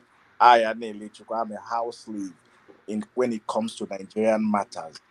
Nnamdi Kanu is a field slave. That's why he's in prison. So these are realities we all need to understand, that this is the situation. Most of the things that happen is happening, like he rightly captured it out. When even Sowore said it, and I agree with him, and in as much as I don't agree with most of the things he do, but there are certain things he does that I agree, like the demonstration tomorrow, the protest tomorrow. If I am there, I will march with him. So what we as all Nigerians, what we should all be out for is who is doing the right thing, be part of what is the right, because at the end of the day, it is to build a nation and to build our country. And if he's still here, I would have asked him, he knows that, to rescue Nigeria, to be honest with you, I believe that every Nigerian, like he pointed out to me, should use P2B as a tool, because he has the nationwide good political goodwill to lead Nigeria and put Nigeria on a same level. 4 years, he should get out. All Nigeria needs is to be on a good trajectory. And P2B could do that. So, in my opinion, if he is still here, I would tell him, tell PDP to use P2B and tell P2B to use PDP. P2B should use PDP as a tool to get to Aso Rock, and PDP should use P2B to get back to Aso Rock. Perhaps they will be able to salvage Nigeria using PDP, because the worst politicians, PDP politicians, have left PDP. So it's time for them to rebuild PDP, because it's the only political party now that has seemingly established structure to rebuild itself, not ADC and not Labour Party. So if they really want to get Nigeria organized now, the best thing is let them use themselves as tools. P2B as tool, PDP as tool. Let Nigerians use Peter and PDP as tools to get back Nigeria on the right trajectory. I think I'll leave it for the next, participant to, take it off from there. But these are things I feel strongly about. The protest should go tomorrow, but they should not be violent. So you think there's a room for anybody to get into PDP with Wike? No, listen. Wike is an individual. If the owners of PDP wakes up to tie Wike, they will tie him. It's just that they've not developed the will to do. What will Wike do? He's only one individual. It's a shameful thing. It's a shameful thing that Saraki is there. Past governors of PDP are there. Pius Hanim is there. And other politicians who are PDP members are there. Bala Mohammed is there. There's no way. Wike is being overindulged. He doesn't have the powers where it is the press that will get so much power to him. He doesn't have it. He's only one individual. He only has one vote. It's just the thing. See, Wike is, there's over-exaggeration about his capacity and what he can do. He doesn't own PDP and cannot own PDP. If the other owners of PDP says no, enough is enough. I expect that somebody like Obasanjo, for example, somebody like Jonathan, for example, Bode George, for example, she'll stand up and tell PDP, listen, you need to save your country. And what you need to do is, whichever way it means, get P2B into your one to save your party. Right now, it's only APC that has all the structure and all the powers. But somebody else can do something like P2B brought Labour Party from obscurity. So if he did that, that goodwill is still there for him. That political goodwill is still there for him, for PDP to use it. That's why I said that the PDP should use P2B as a tool to get back to Aso Rock. And P2B should use PDP as a tool to get back to Aso Rock. It's as simple as that. Use me, I use you. What is important at the end of the day is for Nigeria to be the winner and come out of this stronger. What we need is to save this country. That's all that's important right now. Then somebody else can take up from there. Like Dr. Amadi rightly said, that's the right way to go. All right. Thank you. You're welcome. KJ, before you go to start your show, we are rounding up, and I just want to know what your final thoughts are. Okay. My final thoughts is that I like Dr. Sam Amadi. I followed him for long, and I think if people like him can come forward more, we will have a better Eastern Nigeria. And he has buttressed some of those points which I have discussed on this issue, on this program many times. You are loved by every other person in Nigeria once you are not talking about the injustice in Igbo land. The North will love you, the West will love you. In fact, to them, you are the best Igbo man they've known. But the moment you begin to say, oh, there's an injustice against the Igbos, then you become a tribal bigot. You become a soothsayer. You become a NERC. You become a propagandist. You become a fake journalist. Every name they can pick, they will call you. And in the past, we were not, averse to this. We are shying away from it. Because when they throw that to you as a religious bigot, you run away. You will begin to now shy away from discussing it. And I'm happy, and I say it. I'm going to keep asking the question. Every moment that I have, I will present the case of the Igbos. That does not make me not to present the case of the T people. I've presented Benue case here many times. Majority of the documentaries I've done on injustice in Nigeria and the buying of people in Nigeria has been about the North. I didn't even do anything in the East at all. It has been always in the North. So if we can lay our life down, travel to Agatu when the insecurity was very high, go to Dogona Hawa after the massacre of 500 people, and do those stories, why then do you want me not to talk about injustice going on in my community that I know? So we will keep saying that. And then finally, there are many players in the Southeast, and that's one of the things I want him to also put into perspective when he's discussing. One of such persons is the Asari Dokubo factor, for which he sat in Aso Rock and said he had been fighting in the East. His men are fighting along the soldiers, the Nigerian armed forces. The question you ask yourself will be, is there a war going on in the Southeast? If there's no war going on in the Southeast, how come his men are fighting in the Southeast? See, these things are not brought to the fore. And so sometimes when you talk about it, it looks as if you are parling to your people. No, it's not. That's the truth on the ground. And I'm happy that somebody has come all the way from another country to come and now show us that our lineage, go to the public and watch our lineages, because now nobody can say the man was biased towards the middle belt or any other section of Nigeria. He reported what he saw. And then, so when we want to lie to ourselves, let's not go bring foreigners. Let's continue to do it within our circle. Call our Nigerian people to lie the lie and then we'll back it up. But you go to bring other people, they will disgrace us. And I'm happy for Sam Ambani, and I'm ready to go out to, team with him when he is ready to take Imo State, so that people with good head can now come to the place. There's an adage that says 2 good head is better than 1. It's only when the head is 2 and they are good. You can have many good heads together and they're not good and they cannot come up with anything, which is the case that have been going on in the part of the East in Nigeria. Thank you so much. Thank you, KJ. We have about less than 10 minutes before we hand it over to KJ at the other stream. But let me hear from Chim. You come next. Chim, go ahead. Okay, thank you, Rudolph. As usual, I didn't expect anything less from him. The only, I think I agree with him when it comes to electricity issues, especially what he said. I don't know who provides who's your electric provider in New York, but I'm sure it's not a private. If it's not, there's a way government has a hand in it. Your municipal government or your state government has a bit of hand in some of those things.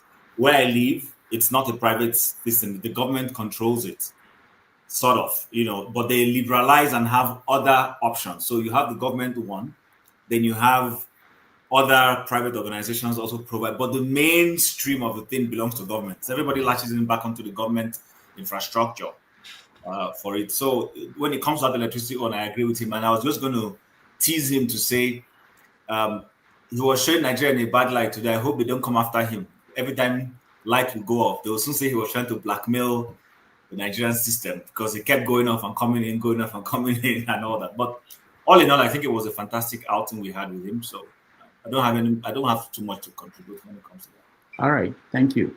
Okay. Yes, if there's one thing that has been proven today, Doctor, that you two cannot disagree with that, is that smoking Igbo is equivalent to an Anambra degree PhD. Without going back and forth, the guy agreed that we need more of Opawelo governors than the Soludos in Nigeria. So you see why they're always aggravated when I see, not by excellence intellectuals. They follow me, they shout. Where's solidify doctor just from the word go, he just say, yes, you got it. He said they will win, not that we need them. Isn't that what life is about? No, it's not the same thing. It's not the same thing? Yeah, that you are going to win does not mean we need you. What is success? Trump won. It doesn't mean that America needs Trump. It doesn't matter about America. It's about he won. That's your thing. And say success is the progressive realization of a worthy idea. If his goal is to become governor and he achieved it, my mama say, if you are not acknowledging winners, that's an act of witchcraft. It's just it's practical. It's 1 + 1 2.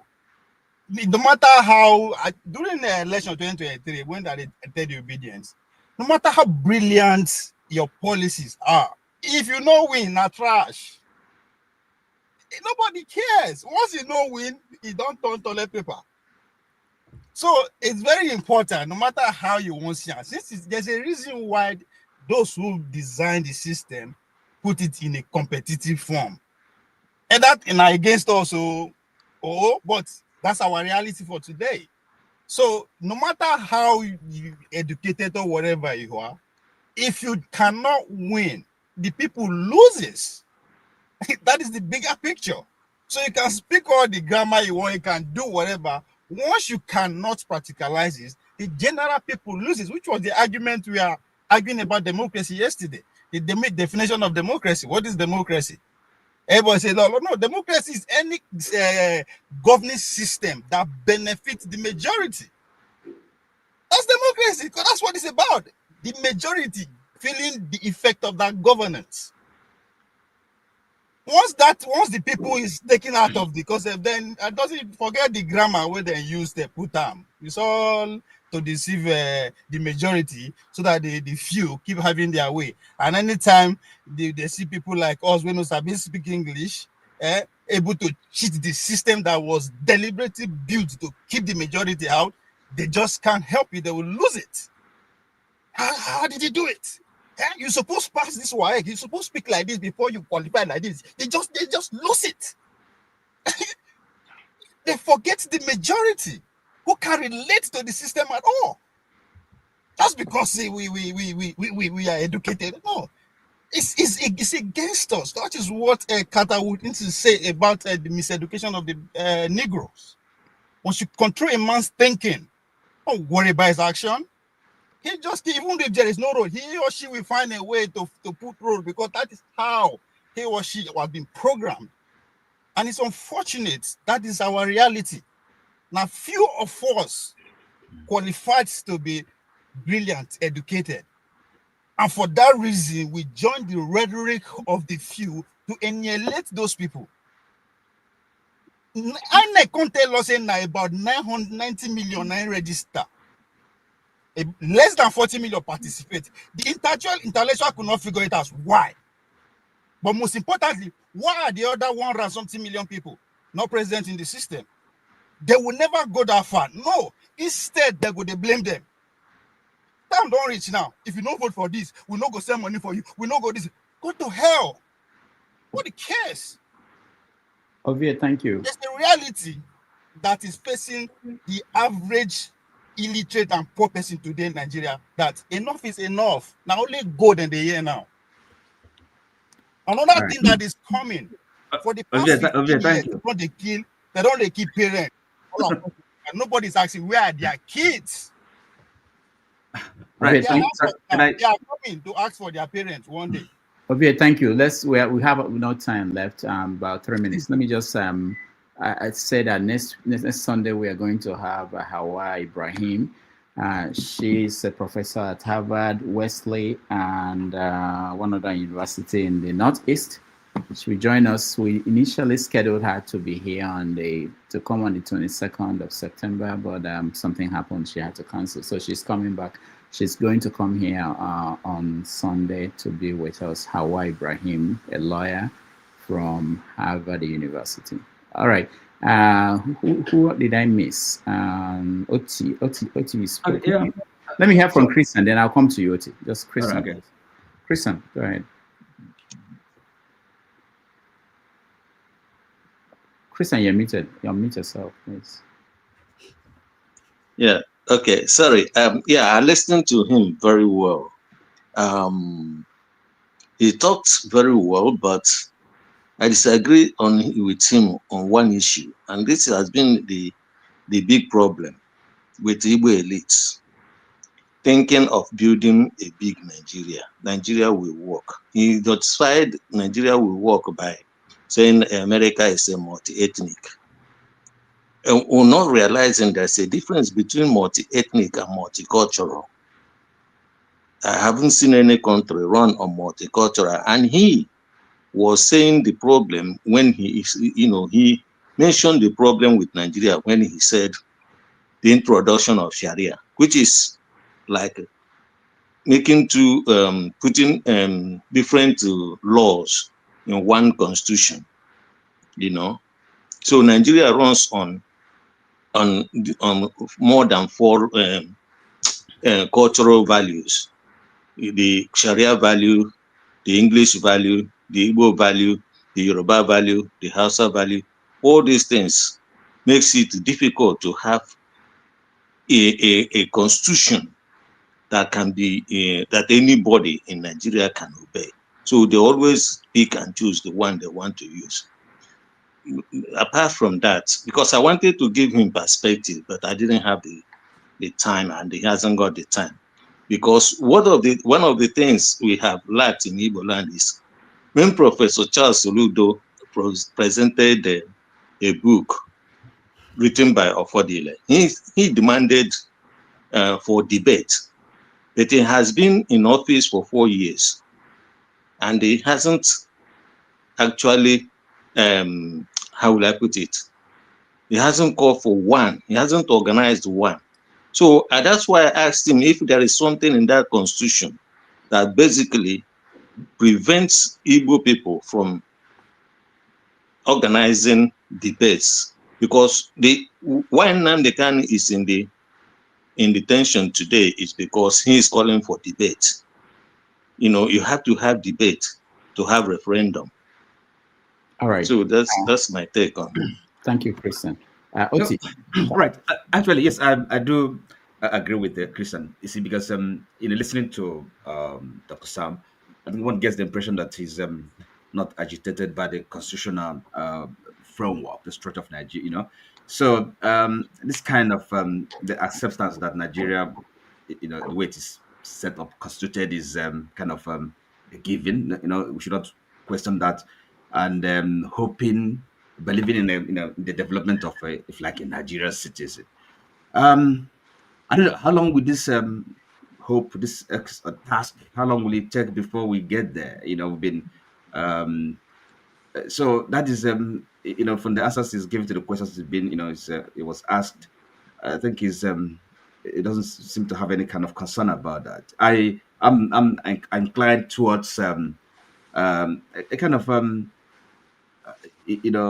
well, if you like call it provincial, regional, that kind of corresponds to the various ethnic groups and nations. So yeah, that I think that's our development really has to start from there. This thing, Nigeria. Now you have a country that you have no way of determining or controlling the population, the people that cross the border. I just, I mean, how does that work?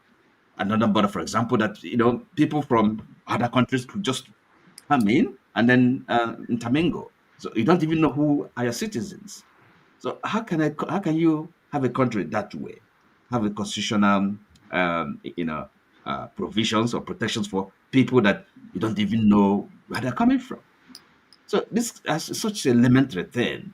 I believe there has to be a restructuring. That is the same talk. It's not.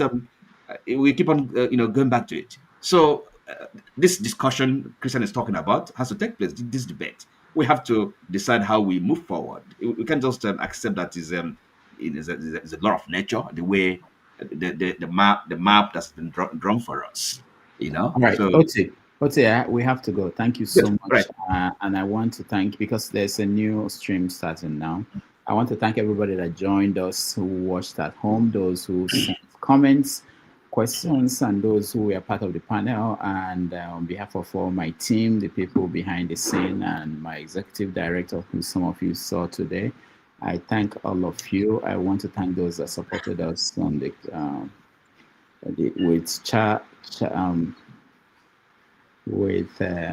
cash. What is it called again? Those that supported us. Thank you so much, Oriako Tope. Thank you, Oscar Black, Bon. Thank you, Kulata. Thank you, George Blue Shell. Thank you, Nana. Where is Nana? Yeah, okay. Nana Bash. Thank you so much.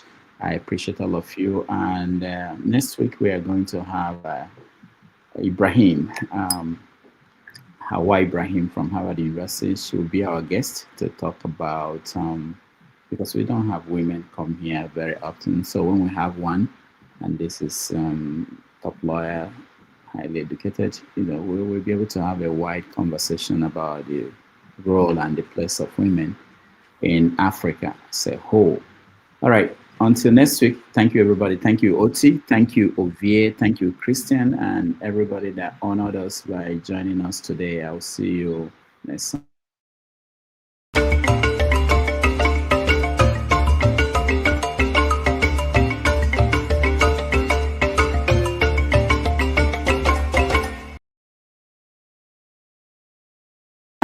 Thank you so much for watching. Thank you. Have you subscribed? Yes, you. Have you subscribed? You. Yeah, before you go, click. It's free. Click. That's it. Have you subscribed? You are laughing. Have you subscribed? Have you subscribed? Thank you. Thank you. Thank you. Hey, madam, thank you so much. I can see you. I can see you. We have to get to 100,000 subscribers. This by the end of the year. How are we going to do that if you don't subscribe? Yes, you. Yes, you're about to click off. Why? Have you subscribed? It's free. If you don't, ask your son, ask your daughter how to. Just one click. Thank you. Thank you. I see you. Aha. Thank you very much. Thank you very much. I'll see you tomorrow.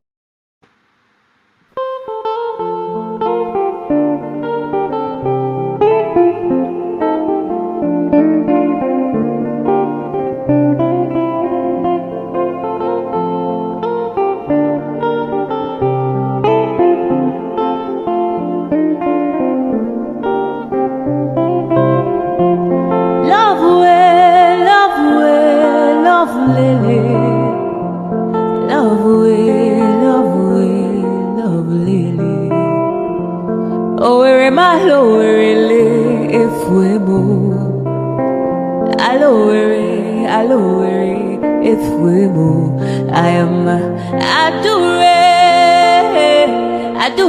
Lele, Adure Lele. Idu kwasamaka onyoma odika powder. Idu kwasamupu onyoma odika fomu. Idu kwasamishi onyoma odika pilo.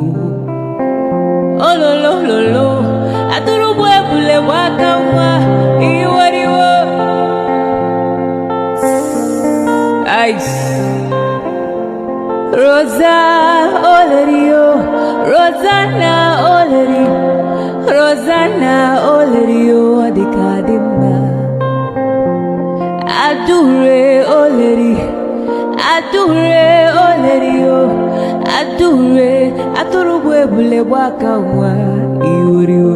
Adure, adure lele.